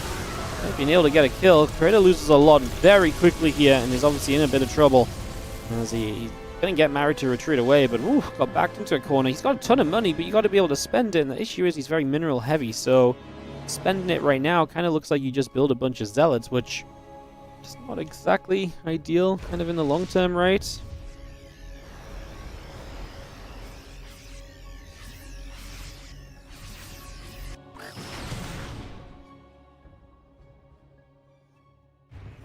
Not really the sick breakthrough you want it to be, as we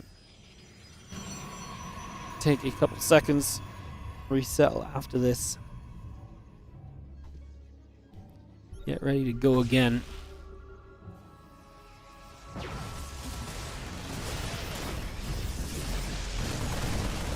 Maru is straight back over to this right side. I mean, Maru just has so many bases. The thing is, Creator has really not applied much pressure this game, I feel like.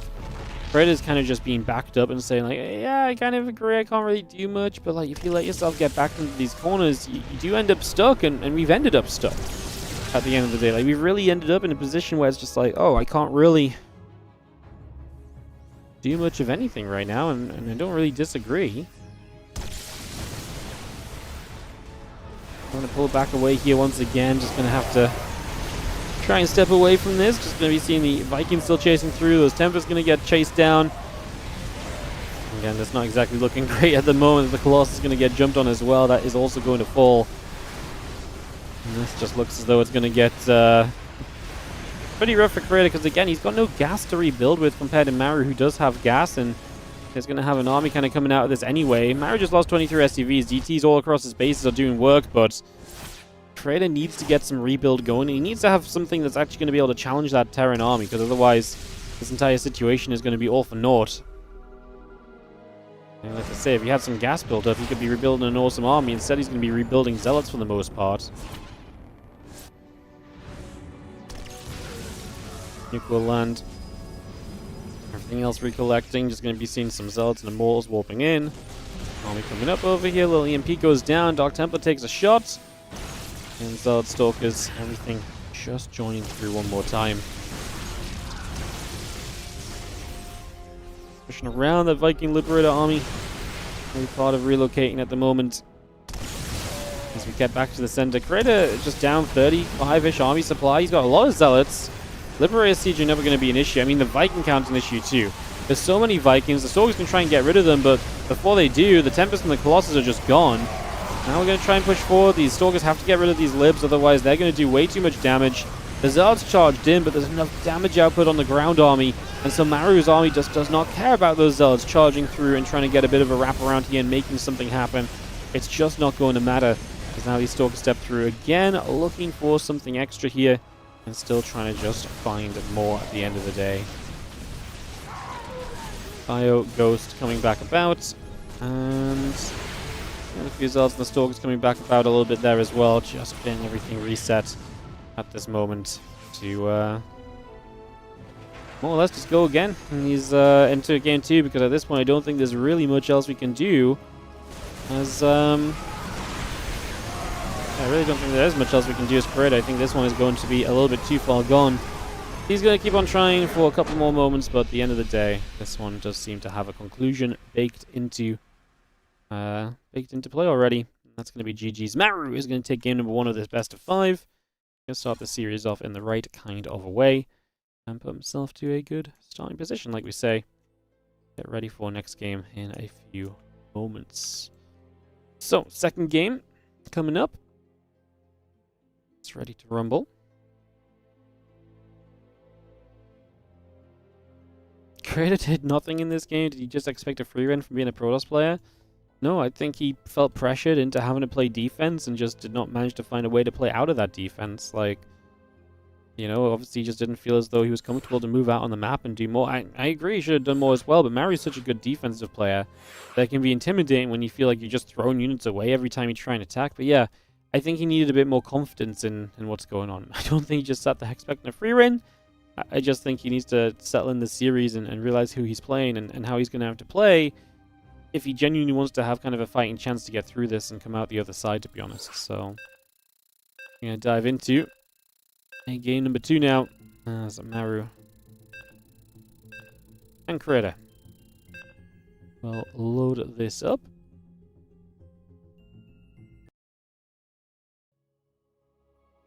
Get into Tourmaline.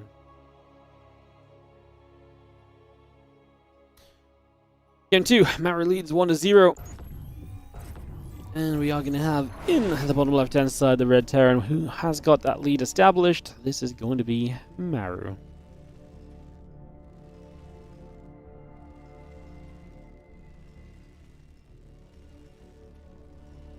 Taking on Creator, blue Protoss in the top right corner of the map. We get up and running here for game number 2.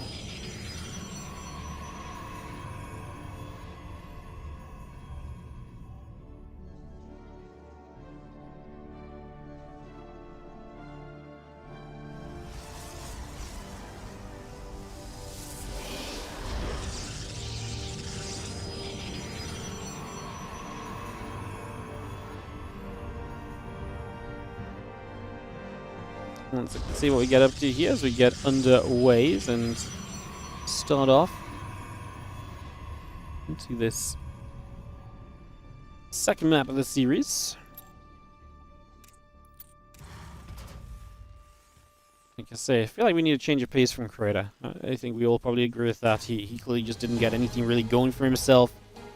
And a lot of that just comes down to maybe even the early stages a lot of the time, right? If you can do better in the early stage already, you can definitely put yourself in a better position right from the get-go. So that's something we can potentially look at here, potentially think on.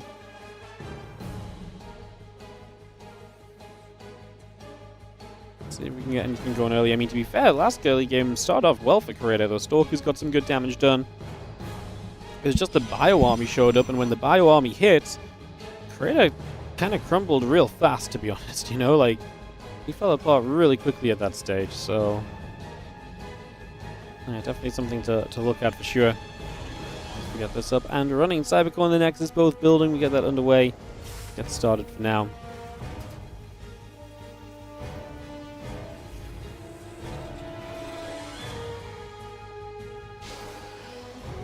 Reaper is going to go on a little bit of a journey, so it's going to move over there for a couple seconds, get across. Obviously, Maru looking to find some information early, look to see what's going on, and just look to know what's happening in the early stages of this.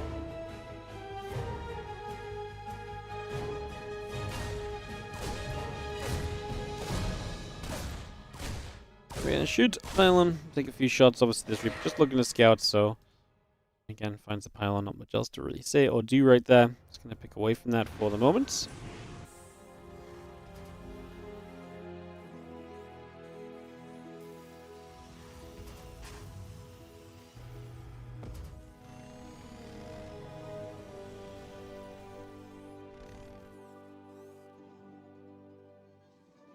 Again, Twilight Council coming up. Just going to be seeing the Stalker and the Warp Gate coming by. A couple of Reapers in the Hellion. We are going to get some more units up to harass early.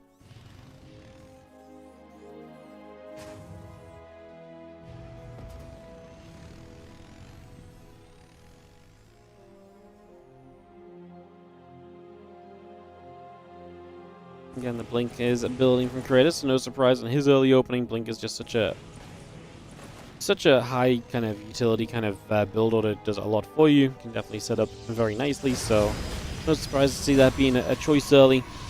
Get that underway. And right now, just seeing a couple extra bits and pieces coming through as well. And the gates coming up. Blink on the way through. Getting a lot of this settled down just for now.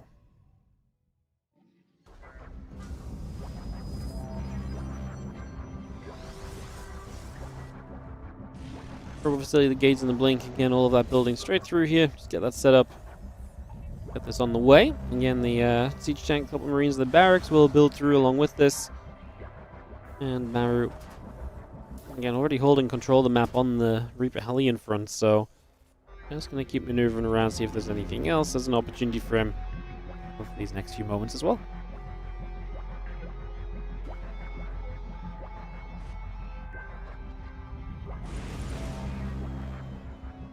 Hellion all pulls back. Those barracks still coming online. So we continue to bring that straight through here just for now.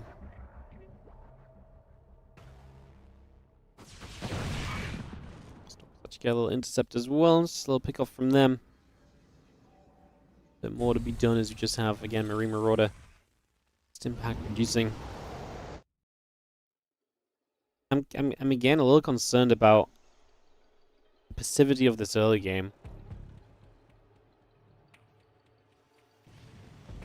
I mean, we'll see what Creator does now from these Stalkers, but I do feel like we need to get a little bit of value here. He's going to blink through, gets the siege tank. He's going to lose some Stalkers in the process, which kind of feels like something that's guaranteed to happen if you go blinking in like that, but Creator felt like he had the opportunity to, and he did, and to be fair, I mean, he did get a couple of kills. It's just, is it worthwhile for what he gave up Stalker-wise? I mean, he lost only one Stalker, so yeah, I think the answer probably is yes. It's just, those are the kind of things that can become very dangerous very quickly, so you got to really stay on top of them and be very careful about your situation.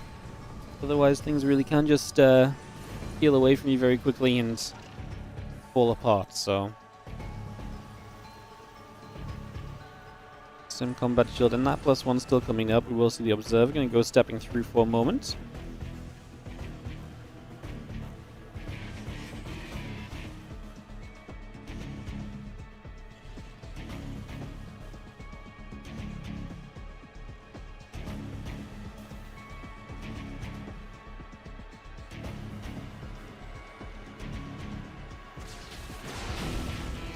Looks going to shoot a couple more times again. A few more hits coming by. Just initially just going to be seeing, obviously, map control being kept by Creator. This is what we wanted to see a little bit more of, right? There's a little bit more kind of feistiness and ability to kind of stand out on the map and just get some trades in. We have the roadway, we have the gates, the immortal, the sentry, charge upgrade. All of that continue to build through just for the moment. So a lot of that coming online for now. The army coming back over. Just going to see the Stalkers. Probably could have had the bunker if they took one more shot. And I feel like they could have, but obviously Creator did not feel the same sort of urgency or the same sort of idea of whether it was worthwhile or not, to be honest. Just going to see the Reaper Hellion up into the main. Going to get after a few probes. And we'll find some more damage. So a few brokers going down.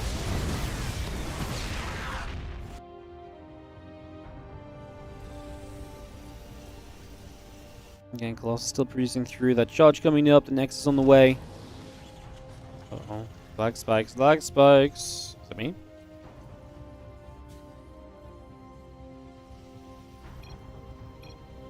My ping is,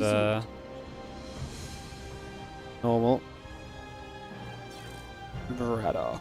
He's gonna get kicked. Game paused.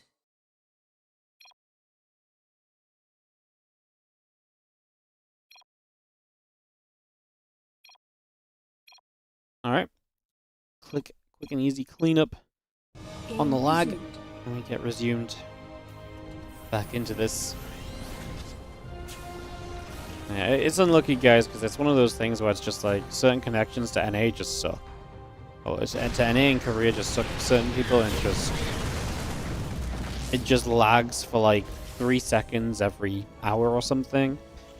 But those 3 seconds, obviously just enough to lag the entire game, and so then you get kicked out, and then you lose the chance to be in the game for the day, and yeah, it sucks. I imagine it's incredibly frustrating. I emphasize.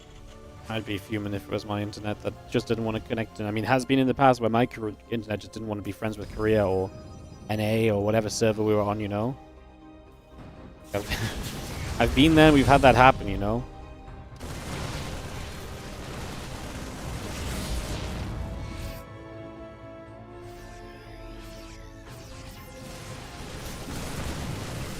Creator losing a couple more Stalkers here. Thermal Lens and that Colossus continuing through. The 2-2 on the way up.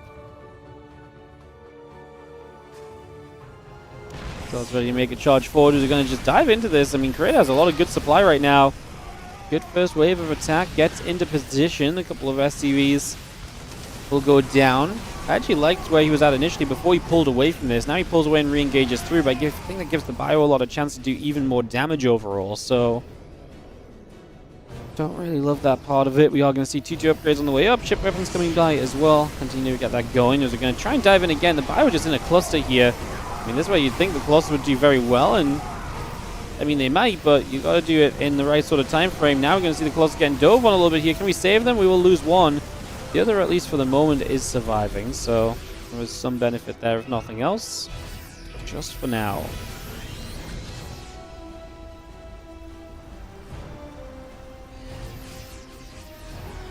And 2-2 upgrades coming to bound. Vikings Marine Road on the way. Creator now takes a supply deficit in this game. He was behind on upgrades as well, so just losing this fight really feels like he lost the opportunity that was there for him, and is now going to be in that much more of a difficult position.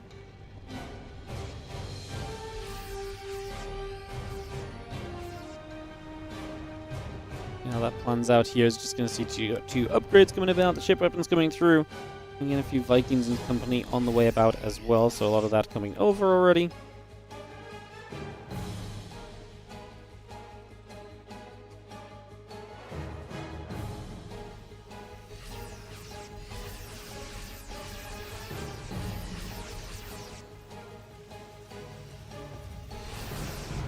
Army just regathering, so again we resettle for a few moments and we wait to see what the next moves will be. Maru obviously has just been back on the defensive so far, but definitely has an army now where he can get offensive, and he knows he just want to fight. And currently he's 2-2 to 0-0, so his upgrades are magnificent.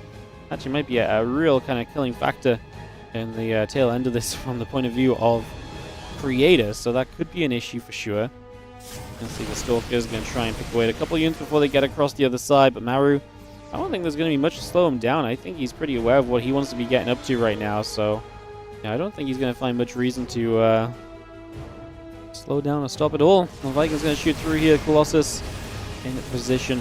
And we take a moment or so. Just going to be seeing the Bly still trying to stim to the front. The Vikings going to be right there as well, trying to help us out.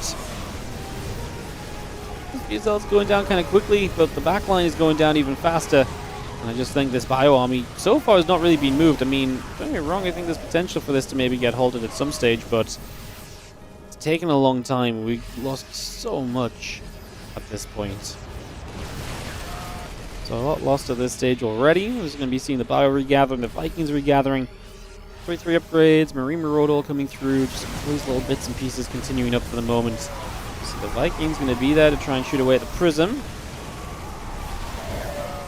Also taking damage again.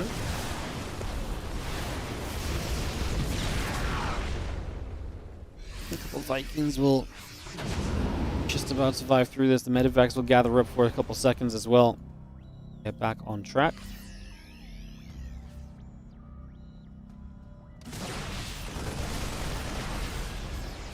I'm just going to be there, keeping those Stalkers at bay, keeping everything away from being able to commit through. So the 3-3 is still coming up as a part of that as well.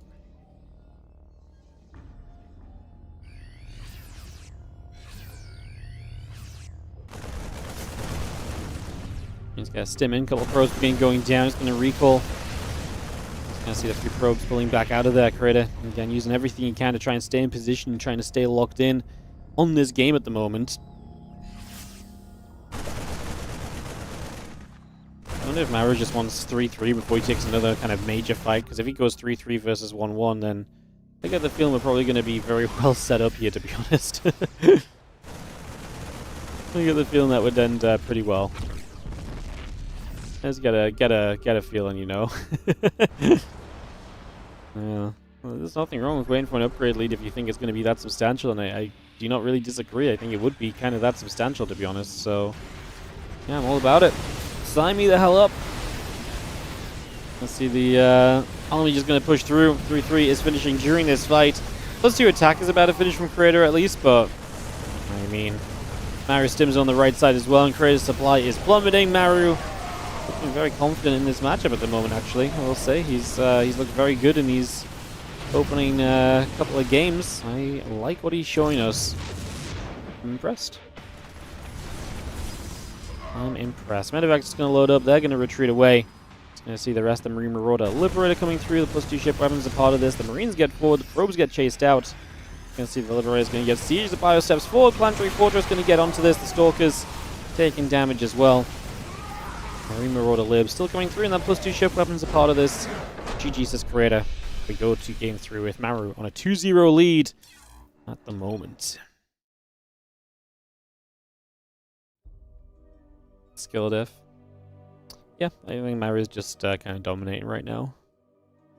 Don't really have much else to say about that. I think he's looking very good so far. Not really much to disagree with, like I say, in that regard.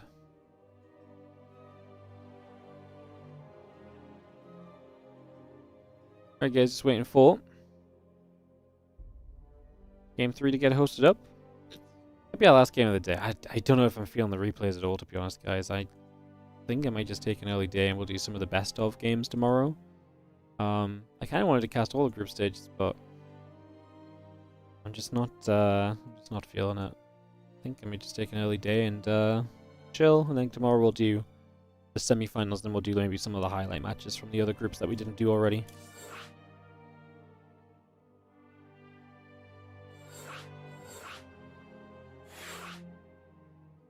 Do do do do do do boom boom boom.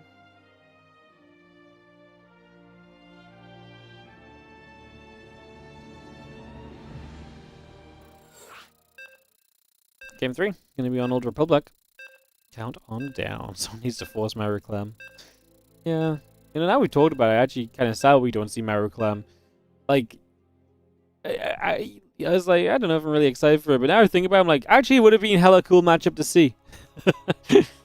Second thoughts coming in from Wardy here.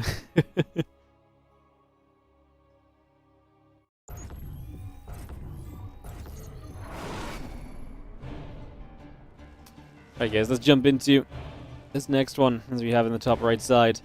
Alright, Terran, it's gonna be Maru. Finals of today? No, it's only 2 best of 5s today, guys. So this is the last match of the day.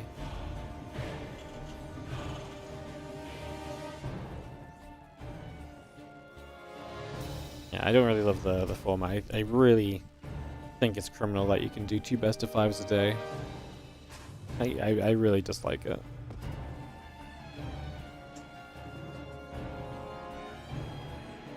I've spoken on this many a time.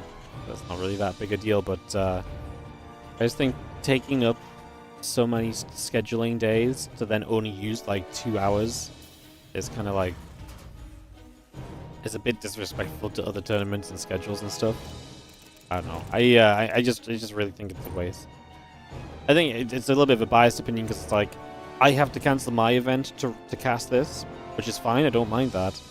But then I only really get to stream 2 hours, and then it's over, and it just feels like such a 2 hours is not a good proper stream, you know. Like 2 hours to me is, yeah, you barely even get up to your proper viewership before the stream ends, you know. So yeah.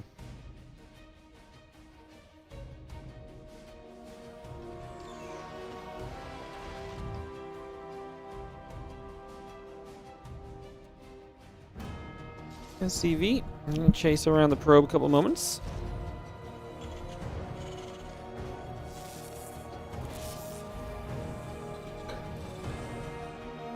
Is there no other tourney today?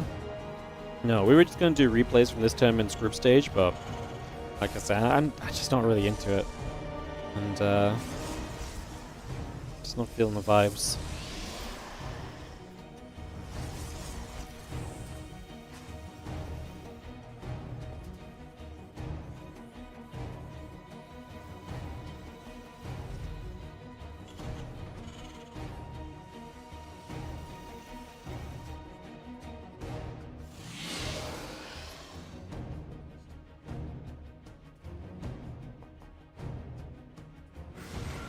I'm just going to be seeing the adept moving around because the shell's coming up.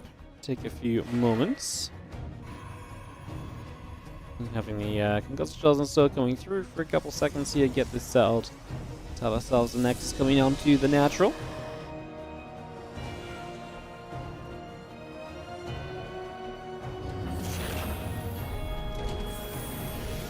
Hello, Abby.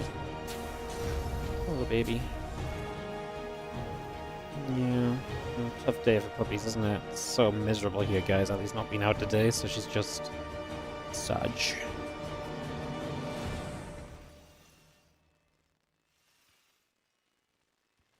There was meant to be WardiTV Winter Cup today, but I cancelled it. So originally I delayed it, but then I actually cancelled it for today. I moved it to next week because I was worried that the Winter Cup and the schedule for this would just clash.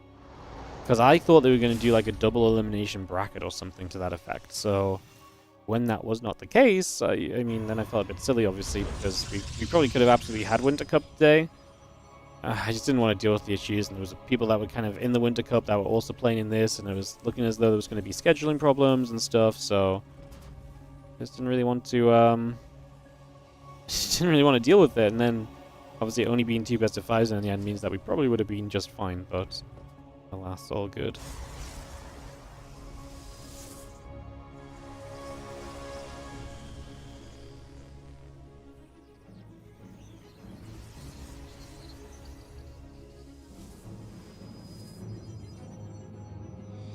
Plus dog's moving about. Deb gonna be there. Presuming the blink coming up.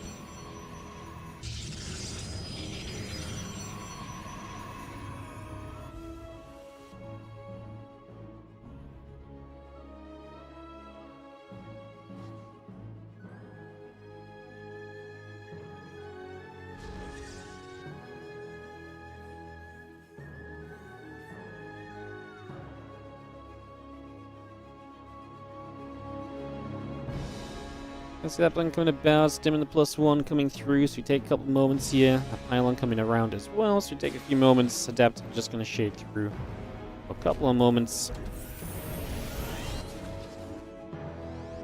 Stem coming by, that armor upgrade coming up.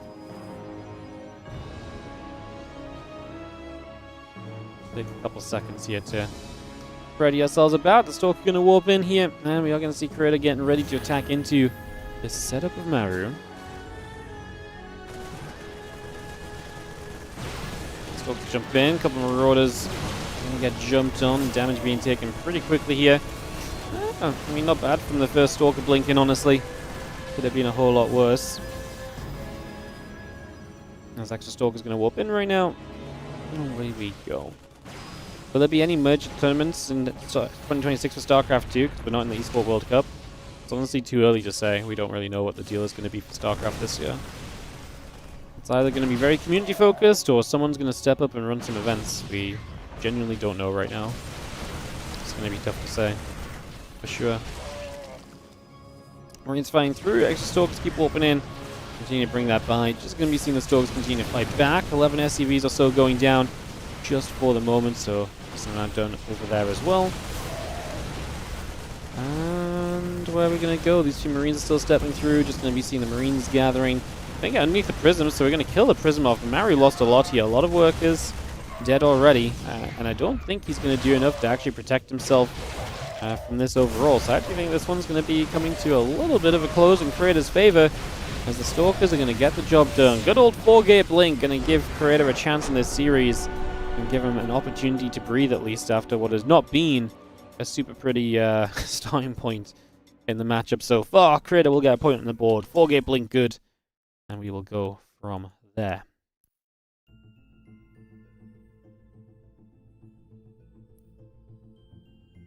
Alrighty guys, we will take a second and jump into this next game here in just a sec, so give us a moment and we'll kick this off. Get this ready to go.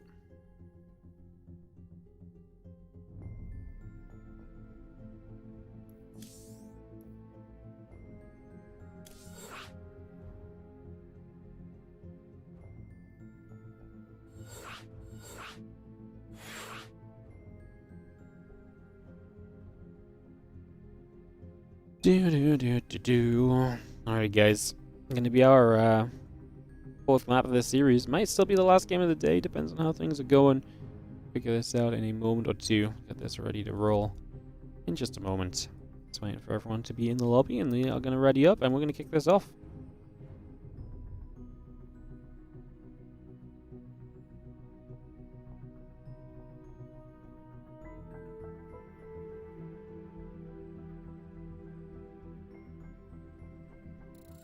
Countdown begins.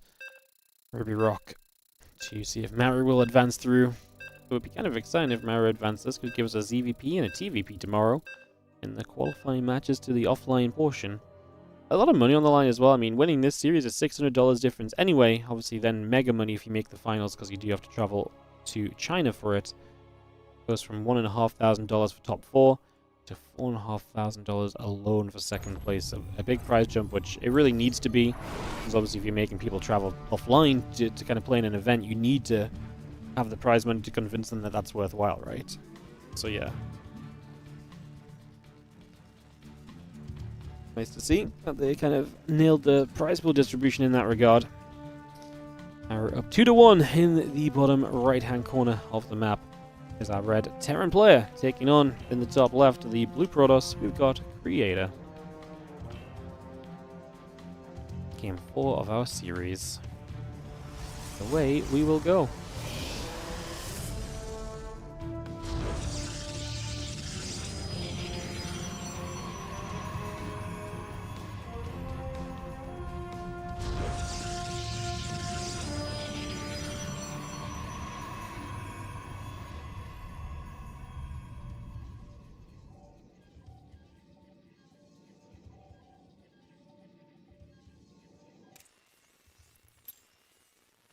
Can Creator find some similar pressure again here to set himself up nicely, or will Maru be the one to run away with some of this early game?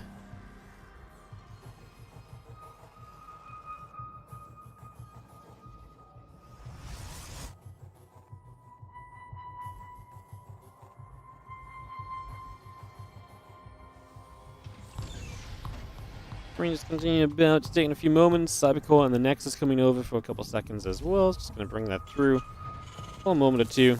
I'm just going to see the probe. I'm going to nibble up at the SCV. Let's get some damage done. Just for the moment.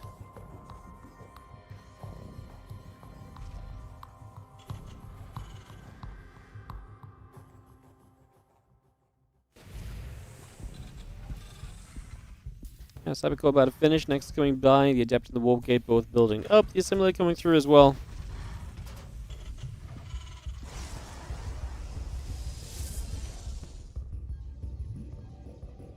Yeah, a few moments of this all establishing that Adept going to Chrono Boost on the Warp Gate for the moment as well. So it's going to bring that straight out. And again, the Adept coming about, Warp Gate building, Factory in the Foundry coming through, commence into building.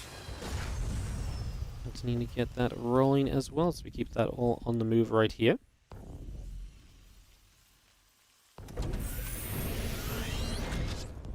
Factory swaps over to the Tech Lab then, just moving that across. The Adept still Chrono Boosting out. It'll take a few moments to get set to go. The Adept gonna fire a shade through to this other side. Gonna see what's going on for a couple seconds. Cyclone building from Maru.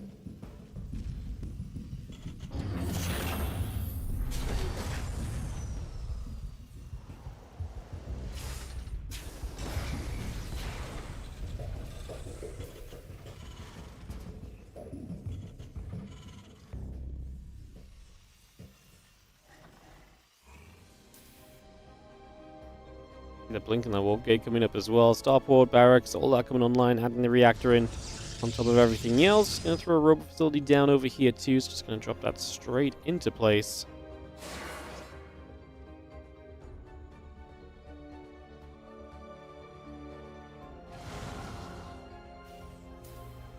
Cyclone comes moving across, and Maru will just be kind of content with the map control he's created for himself so far, so we'll not try and push this any further just for now. Pretty content it seems just to let this continue by for now.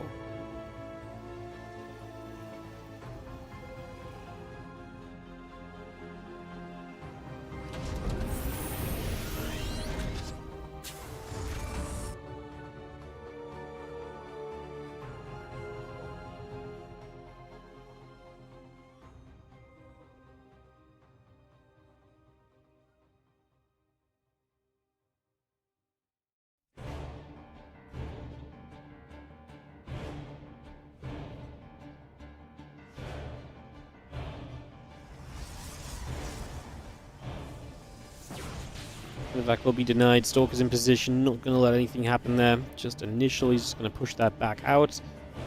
Yes, the Observer's going to come through as well. It's going to continue to move along with this. We got the Banshee on the way, tank and Marines, so lots of pushing power coming up very shortly.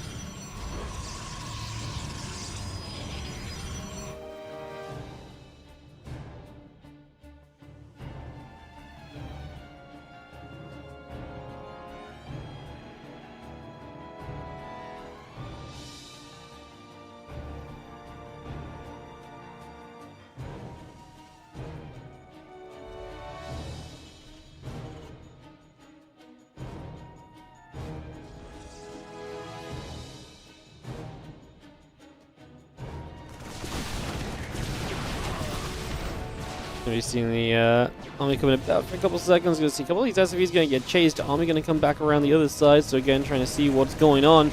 Stalker's on the wrong side of this at the moment. Not exactly going to be loving their time getting hit on at the moment. Tank gets saved by the medevac pickoff because we didn't siege it, which is probably just a smart decision right there. The Observer now getting grabbed as well. Now we're going to have two tanks sieging, but this first tank in the front is very low. It's going to go down quickly to the Immortal. Doesn't siege up the second tank. 4 SCVs down, 6 SCVs down during this so far. Crater holding on decently. What I'm worried about is this tank in the back still active here and trying to target fire at the front. Is going to let these Stalkers hit on it for a little longer. This tank will go down, but only for the price of the other tank now getting in position. We still kill a bunch of Stalkers, and the tank did get a lot of shots off.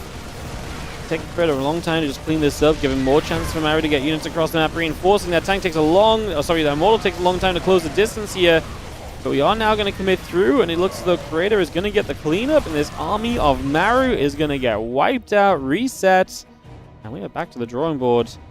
Maru in this game, but maybe in this series, he might have to go to this game 5 now, because this is not going to be a pretty position at the end of this one, plain and simple. This is not going to be pretty at all. This is actually pretty nasty. Where do we go from here? Well, I mean, Creator is going to be up 23 work. He's going to be up a bunch of army supplies, so it just looks good for Creator through and through at the moment.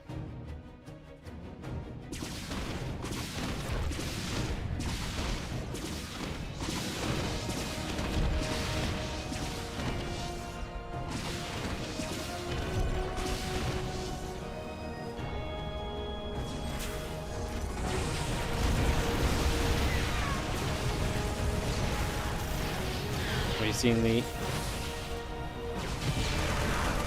few Marines fighting. Stalker's taking some damage. He's going to be seeing the army coming back through again.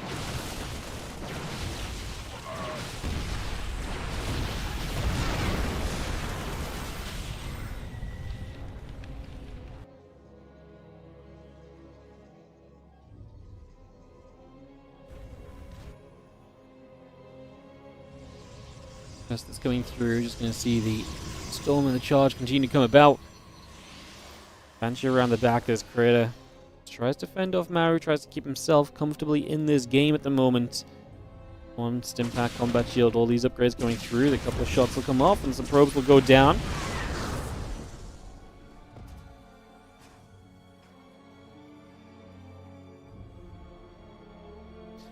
Don't get me wrong, a little bit of harass from Maru are nice, but they're leaving a lot to be desired still. Like, we've got a long way to really fix this up, no?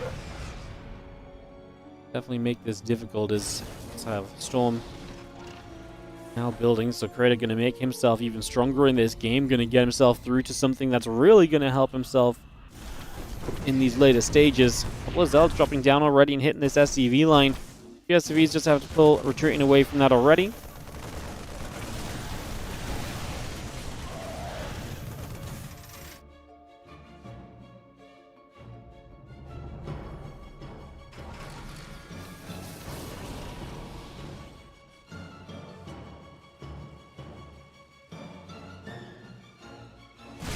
Meantime, just gathering around. Just going to see a couple of shots going back the other way. We'll see the tank's going to get sieged up here. Liberator is sieging as well. We are going to go for a big shove. Massive storms. Maru's just going to get blanketed, cleaned up, and GG'd. It's going to go to game 5. Creator pulls himself right back in this series through and through. And we're going to go to one final game, guys. We're going to get into that in just a few short moments. So we'll be going into one final game here, like I say, in just a couple moments' time. This off and round this out. We've got a series. Yes, we do. We have indeed got a series. Waiting for this one to come around then. And we'll kick off into our last game of the day, guys. Yeah, I'm not going to do any replays today. Like I say, I'm just not feeling it. I apologize, guys. But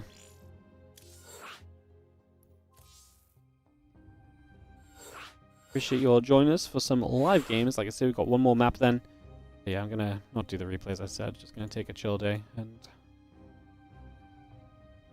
yeah, chill it out a little bit.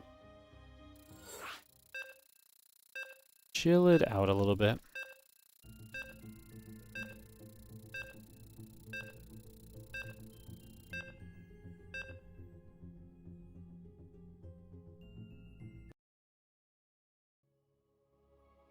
Chill. Yes. Chill, chill, chill. White rabbit. Final map. Now we're having success in kind of the longer games, but some of these earlier games starting to not go his way now. Momentum will be against him, losing 2 in a row to bring this back to a leveled series. 2-2, best of 5. Final game. Maru bottom left. Right upper right. Right, pulling off some good offense and defense in the last couple of games to get here now. Giving himself a winning chance to this series when he really didn't look like he was actually able to compete in the earlier games with Maru. Maru was just getting into such good positions and putting himself into great places. It was looking rough. Again, that's not to be kind of disrespectful to Creator. It's just he didn't look like he had much of a shot in games 1 and 2. You know, game 1 he was super passive, didn't do much. Game 2 fell away from him so easily.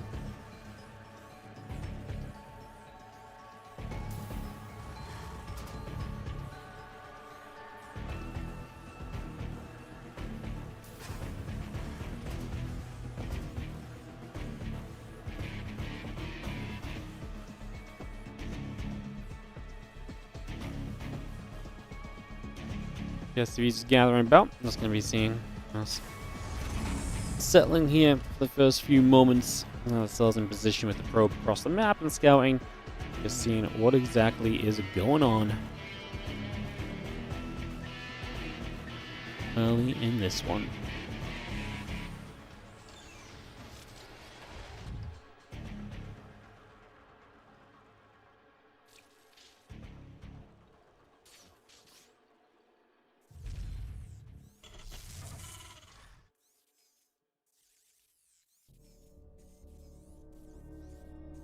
Cybercore Nexus, all building through.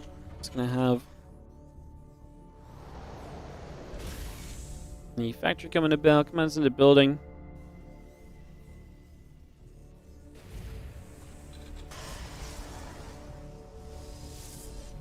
And see Maru SCV pull in this game.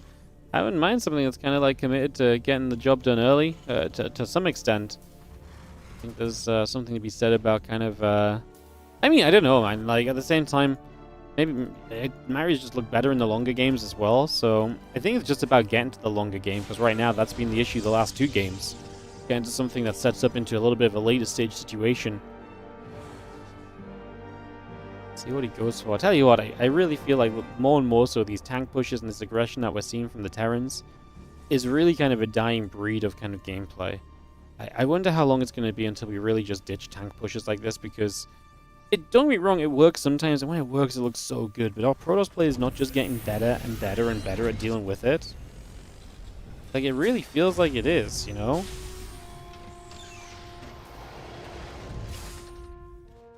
Like, it really feels like they're just getting better and better every single time. I feel like I see these aggressive pushes just working so much less frequently nowadays. It's rough. Are they getting better or getting buffed? I mean,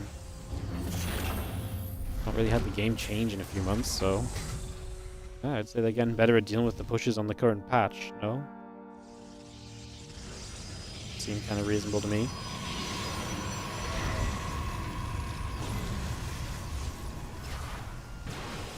Stalker gonna shoot, Hellion dips on die. It feels like they just barely hold it when they do. Yeah, but that's how it feels, but then the reality is, like, they're still holding it, and so often it's like, if they hold it, it's like they're in a commanding position. So is that just barely holding it? It's such a fine line, right? That's what makes them so enticing to do. That's clearly why they work in the first place. That when you get defense, it's like, man, he only just had enough to defend. The problem is, when they only just have enough to defend, usually a defense at all is just good enough to put you in a good position, because the Terran army getting wiped typically leads to warp-ins, and counter-aggression from the Protoss that sees success as well. So, yeah, it becomes kind of awkward in that regard, right? Like, it becomes a very weird situation to kind of figure out.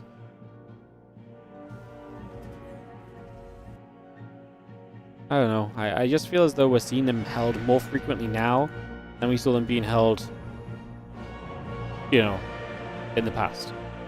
I just feel like they're becoming less of a viable option, I guess. So I'm going to try and get after the Raven just for a moment or two. So just going to put that pressure on for a couple of moments.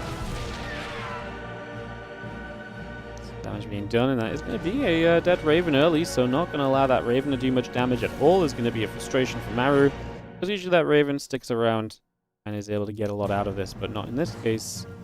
Not in this case. 7+1, both building through here. Bringing those up. And getting those running as the Marines will join up as well. This Colossus already on the way, and Maru is going to start making a little bit of a push out onto the map, it seems. The units were starting to get forward, but he had a tank still siege at home, so didn't look as though he was too serious about moving out. So, in the end, we're just going to end up regrouping and recouping.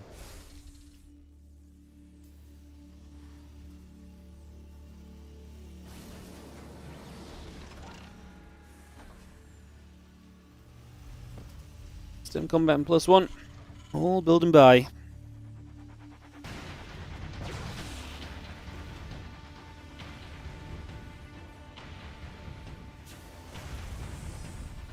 Marauder tanks, the medevacs. coming up as well, so we continue to bring that through just for the moment. So again, we get that set up. The hallucination trying to move over there as well right now. Trying to move in position, see what we can do for a couple of seconds at the moment.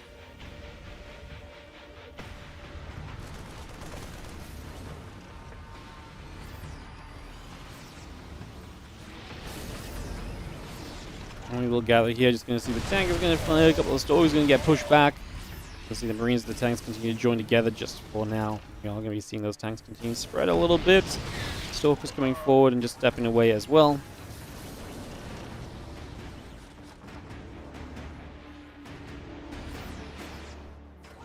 Give us a few moments of establishing, but Korea's going to get into Colossus. The thing is this the kind of game I think I wanted to see Maru play?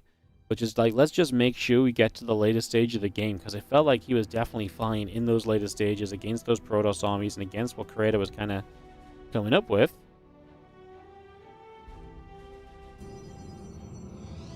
Armor upgrade, concussive shells building.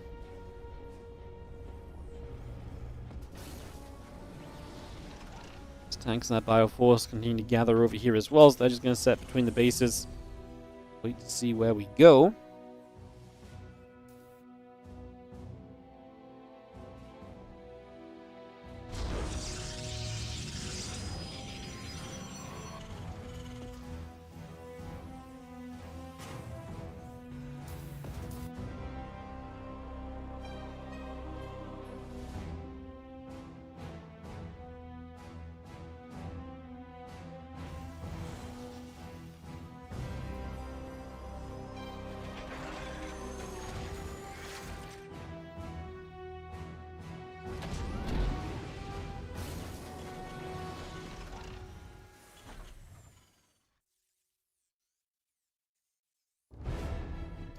I was gonna see that +2. A couple of pylons coming up. Creator making a move onto the map right here. So he's gonna step down and he's gonna push in. So we're gonna attack him from the left-hand side. We're gonna see in this army coming forward. A couple of liberators gonna get shot away at initially. So the lib's not really in the right defensive place, but the tanks are very well set up for this. However, the zealots gonna cause a lot of trouble over here, and 11 SCVs end up going down. So that's some pretty good damage. 11 SCVs fall, a couple libs will keep moving about for a couple moments as well. Where do we go next as the Stalkers gather up? Just going to be seeing them into the main base. Going to try and get away from that Liberator siege, which is definitely causing a little bit of concern just for the moment as well. So we're just going to back on out of here for now and retreat away. Well, I didn't mind that attack from Creator, but I wouldn't say it really changed the course of this game. I mean, the 11 SCVs are nice. It looks like he's going to keep going, though. If you can get the Zealots onto these tanks and get rid of these tanks, this position becomes weak, especially if the Colossus can survive through. There's a bunch of extra Zealots coming through. Creator will step back once again, lasering down Marines and Marauders from afar. He'll do very nicely in amongst this as... Yeah, I mean, now the tank count goes down, but it's not gone, right? We still have a bunch of tanks available here, so it's still a problem long-term, sure. And 2-2 upgrades continuing about. The +2 attack weapons, or weapon upgrade coming in from Creator as well, getting going too. Fire still gathering up. A couple tanks are going to settle. We are going to see this Zealot Stalker Colossus army coming through. The Bio going to stim up once again, get toward those Colossus, push them back one more time.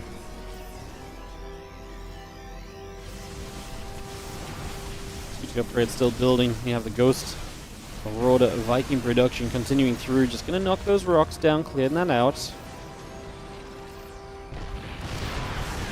The Bear's trying to siege again. We're going to pull back one more time. The Bioforce is going to keep fighting. A lot of those Stalkers taking damage.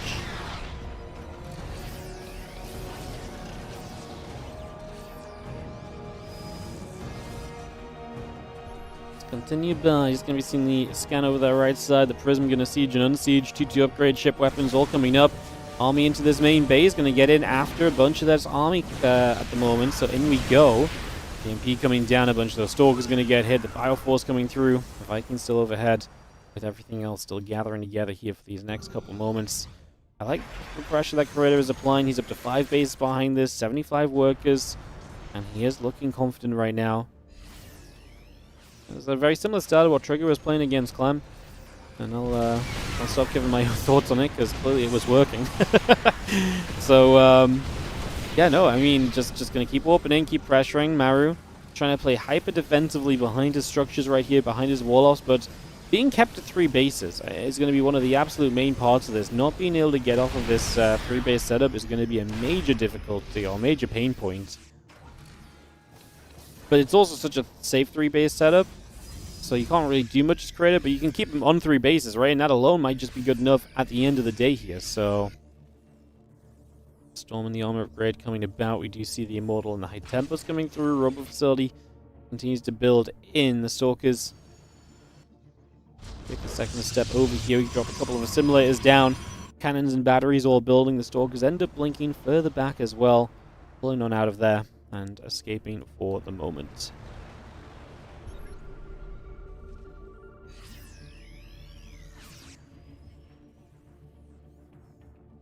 The scan comes down, army will gather. And yeah, we do see the couple of ghosts, the Vikings, the Marines, and the ship weapons. All of that continue to come through for the moment. The Zealots around into the center, bottom side of that map. Continue to see where they can go as well.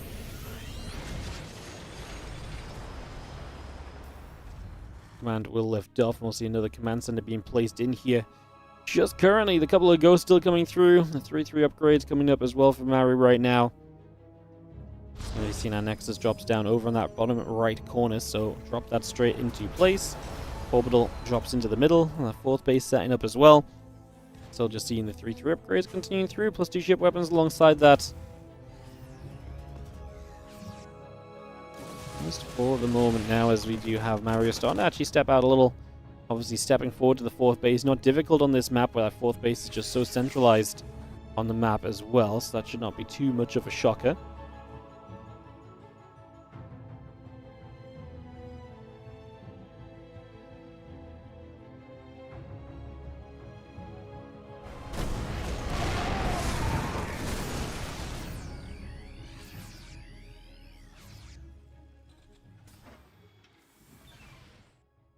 And +2 armor, +3 attack, all of that on the way. That prison speed coming up. 3-3 upgrade still building from Maru. Again, he wanted a longer game more than likely, and he's starting to get into it now.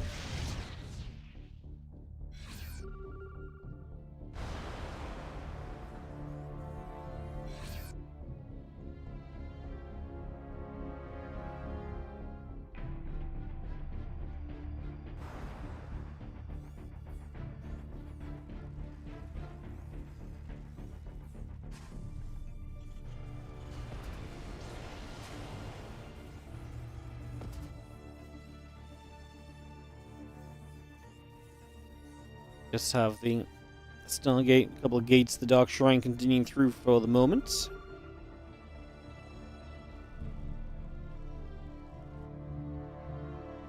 A lot of gates. I mean, Kratos said it was obviously fantastic.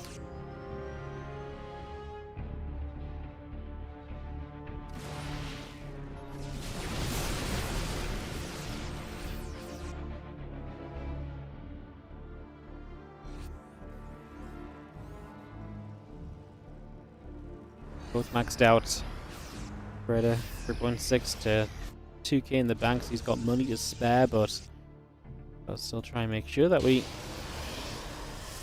trade effectively enough to utilize that cash. He's up to 7 bases now, taking that 7th in the middle of the map, and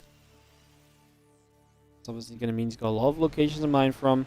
The thing is now, once you let Maru off the 3 bases, Maru now a 5 base Terran, there's not much you can do about it.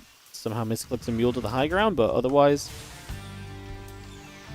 just going to mule that base up and get that economy really whirring at the moment. Vikings overhead, the Bio taking a chance to stim forward, gets after the Zealot for a couple seconds. Nuke on the way. Like I say, it'll be interesting to see how Creator deals with this later game, because this is where he really struggled. Back in game 1, what he stepped away from in the games that he won in this series, but he wasn't able to break Maru early. So in this case, he's kind of finding himself back over here, and without really much else to do about it, apart from just seeing how he can maybe make it work out. CC still coming up, Starport coming through that Liberator range. There's 3 ship weapons coming through too. We are going to see the nuke flying up into the sky. Going to make its opportunity to get across. Uh-oh. That's not good. An old cheeky cloaked up EMP. Ghost is going to get a lot of work done, so that works wonders. Fantastic stuff there as we take a few seconds. Just going to see the High Templar coming around, the +3 armor upgrade coming up as well. Just going to move that over for the moment.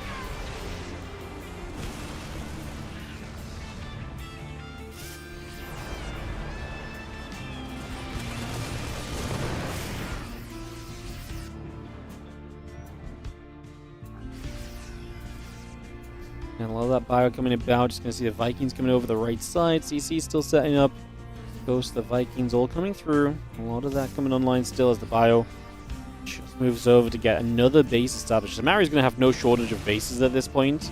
And again, Creta showed no interest in really trying to deny bases the deeper that this game went in the earlier match that they played, or the earlier game they played in this series either. So I'm not really sure where we're going here long term for Creta. Like, I don't really love it, honestly. But like I say, that's just the fear from what happened earlier in this series kind of coming back to me already, and I think fairly rightfully so, in fairness, you know. It's it was not exactly the... It's not exactly been the kind of the craziest of games for Creta when it went long. It just, he got bullied into bad fights that eventually came back to bite him, you know.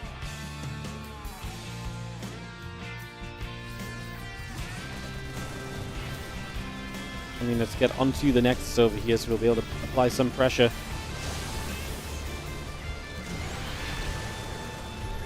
The storm coming down, just going to see the rest of these Templars and Soldiers going to have to be careful. We're going to lose a base. Maru gets forward. Enough Vikings there just to zone so heavily as well is kind of what makes this a problem. There's a Bio Viking Medevac force gather up. A few Stalkers nearby as well. All joining together right now. Extra gates on the way. Predator is super rich. He is super rich, but so is Maru. Like, Maru is only, what, like 2k gas behind? Minerals are a lot kind of whatever, because Maru can just mass mule. Like, Maru is spending a lot of his minerals on static defense and CCs and stuff. I'm not really concerned for Maru being down a bunch of minerals, because I feel like he can catch up on those at any point with mules.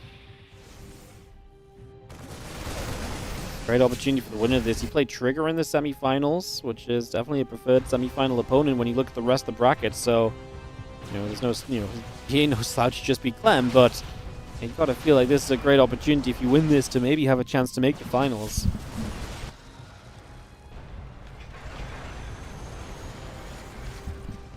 Clippers will settle. Find the Ghost coming around, just gonna see the scan coming through.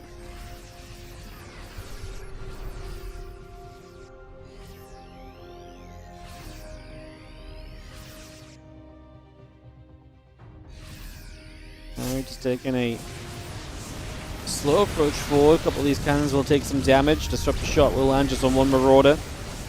Next cannon going down. Nexus gets cancelled. Army still just pushing up at the moment. The Disruptor coming online. The nuke, the vehicle plating upgrade coming online as well. A couple of EMPs going to go up that ramp. Going to hit very nicely as well at the moment as we see the rest of this still gathering together and figuring out just what we want to do. Coming back over, a few probes going down, Army steps away.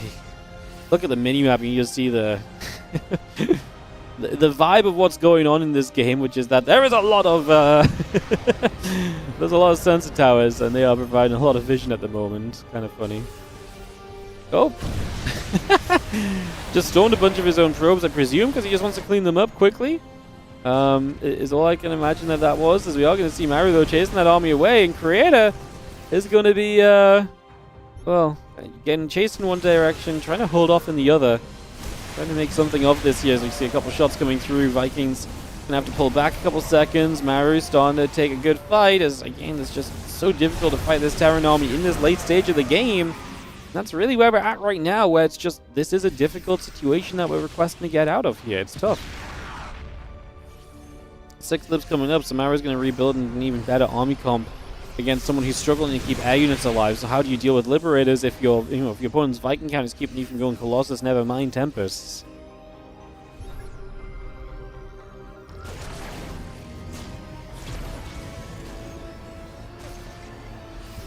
Just feels like Creator is... I just don't see what Creator's late game plan is. Like, I don't see what he says is going to be like the, hey look, this is my army which wins the late game. You know, there's been no progression out of what he's been playing all game long almost, and yeah, he's been building base and stuff, but like he's just not done anything to the Terran, and the Terran army got better. You know, the Terran army got better. The Terran situation got better because he had all the time in the world to set up bases and mining and all of this and that. So I just don't see where the reality is for Creator, where he's like, oh yeah, this was great for me, you know, like this was 10 out of 10. I love this situation. I just don't think that's there at all.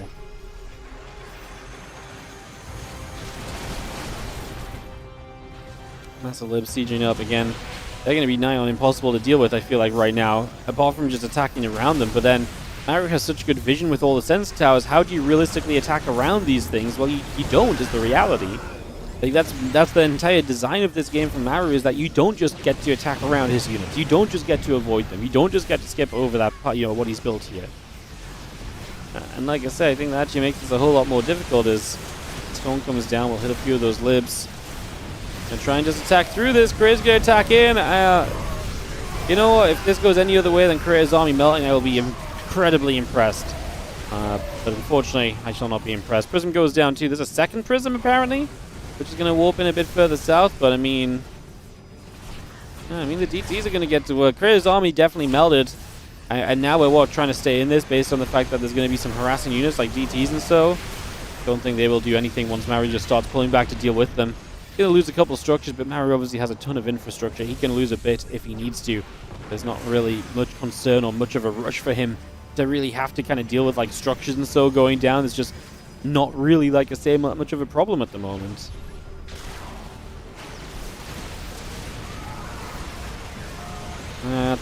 Creator really needs to, even if it didn't feel good, I think he just had to fully send it earlier, because I think he had positions in this game where at least it felt like he could have kept on attacking. But he just let this go so late, and once he starts letting it go late, A, this is where Maru loves to play, and B, I just don't think it's a great place for kind of Protoss in the current meta of PvT. Creator at 80 supply. He's got 5k, 4k, but he may as well GG. Because if you've not won it with this previous army, what army are you going to build now that's going to magically be the solution in this Game 5?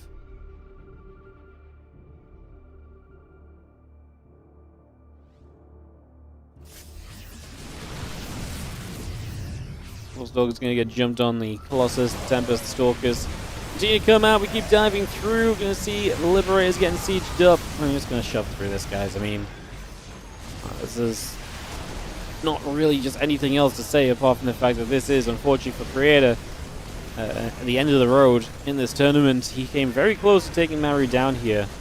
Just not quite good enough in the end to get the job done.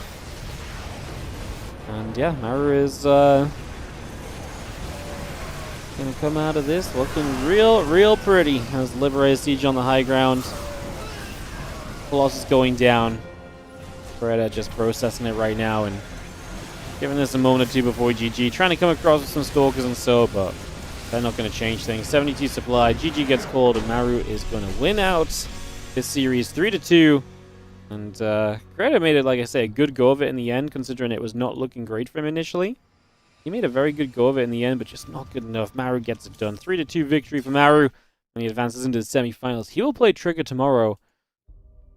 I genuinely think Maru's going to have to play a bit better tomorrow against Trigger almost, but at the same time, this is kind of the same style, I guess, that from Creator as what Trigger was playing. I actually don't know how it's going to go. I think I should maybe favor Maru because like he did look good in the later games, and that's kind of what Trigger played for. I'm not 100% convinced, though, to be honest. It's going to be fun tomorrow. So yeah, tomorrow, guys, is going to be Solar versus Hero, and then also Maru versus Trigger. So Solar versus Hero, Maru versus Trigger, both those will happen tomorrow, guys. And that will be our next live action. Like I say, the plan for the day was to do some replays of the group stages, but I'm just not. This is kind of a miserable day, and I'm just going to be real with you guys. I'm just not feeling it today in terms of doing what is kind of a bonus, really. So, we're just going to call it that. I appreciate it's been a bit of a shorter stream. It's actually not too bad. We got to 3 hours at least because we actually had some good series. So we'll just call it that and call it a bit of a shorter day, guys. And I will take a break. Finals is in like 2 weeks because it's in China. It's on like the 7th of February. I have no idea what time it's going to be played at or anything. So tomorrow is just semifinals because, yeah, the finals is offline in China. The winner has to... The two top guys have to fly to China, so... Yeah. When is Maru versus Clem? There is no Maru versus Clem, guys. Clem lost. Clem lost, if you missed that.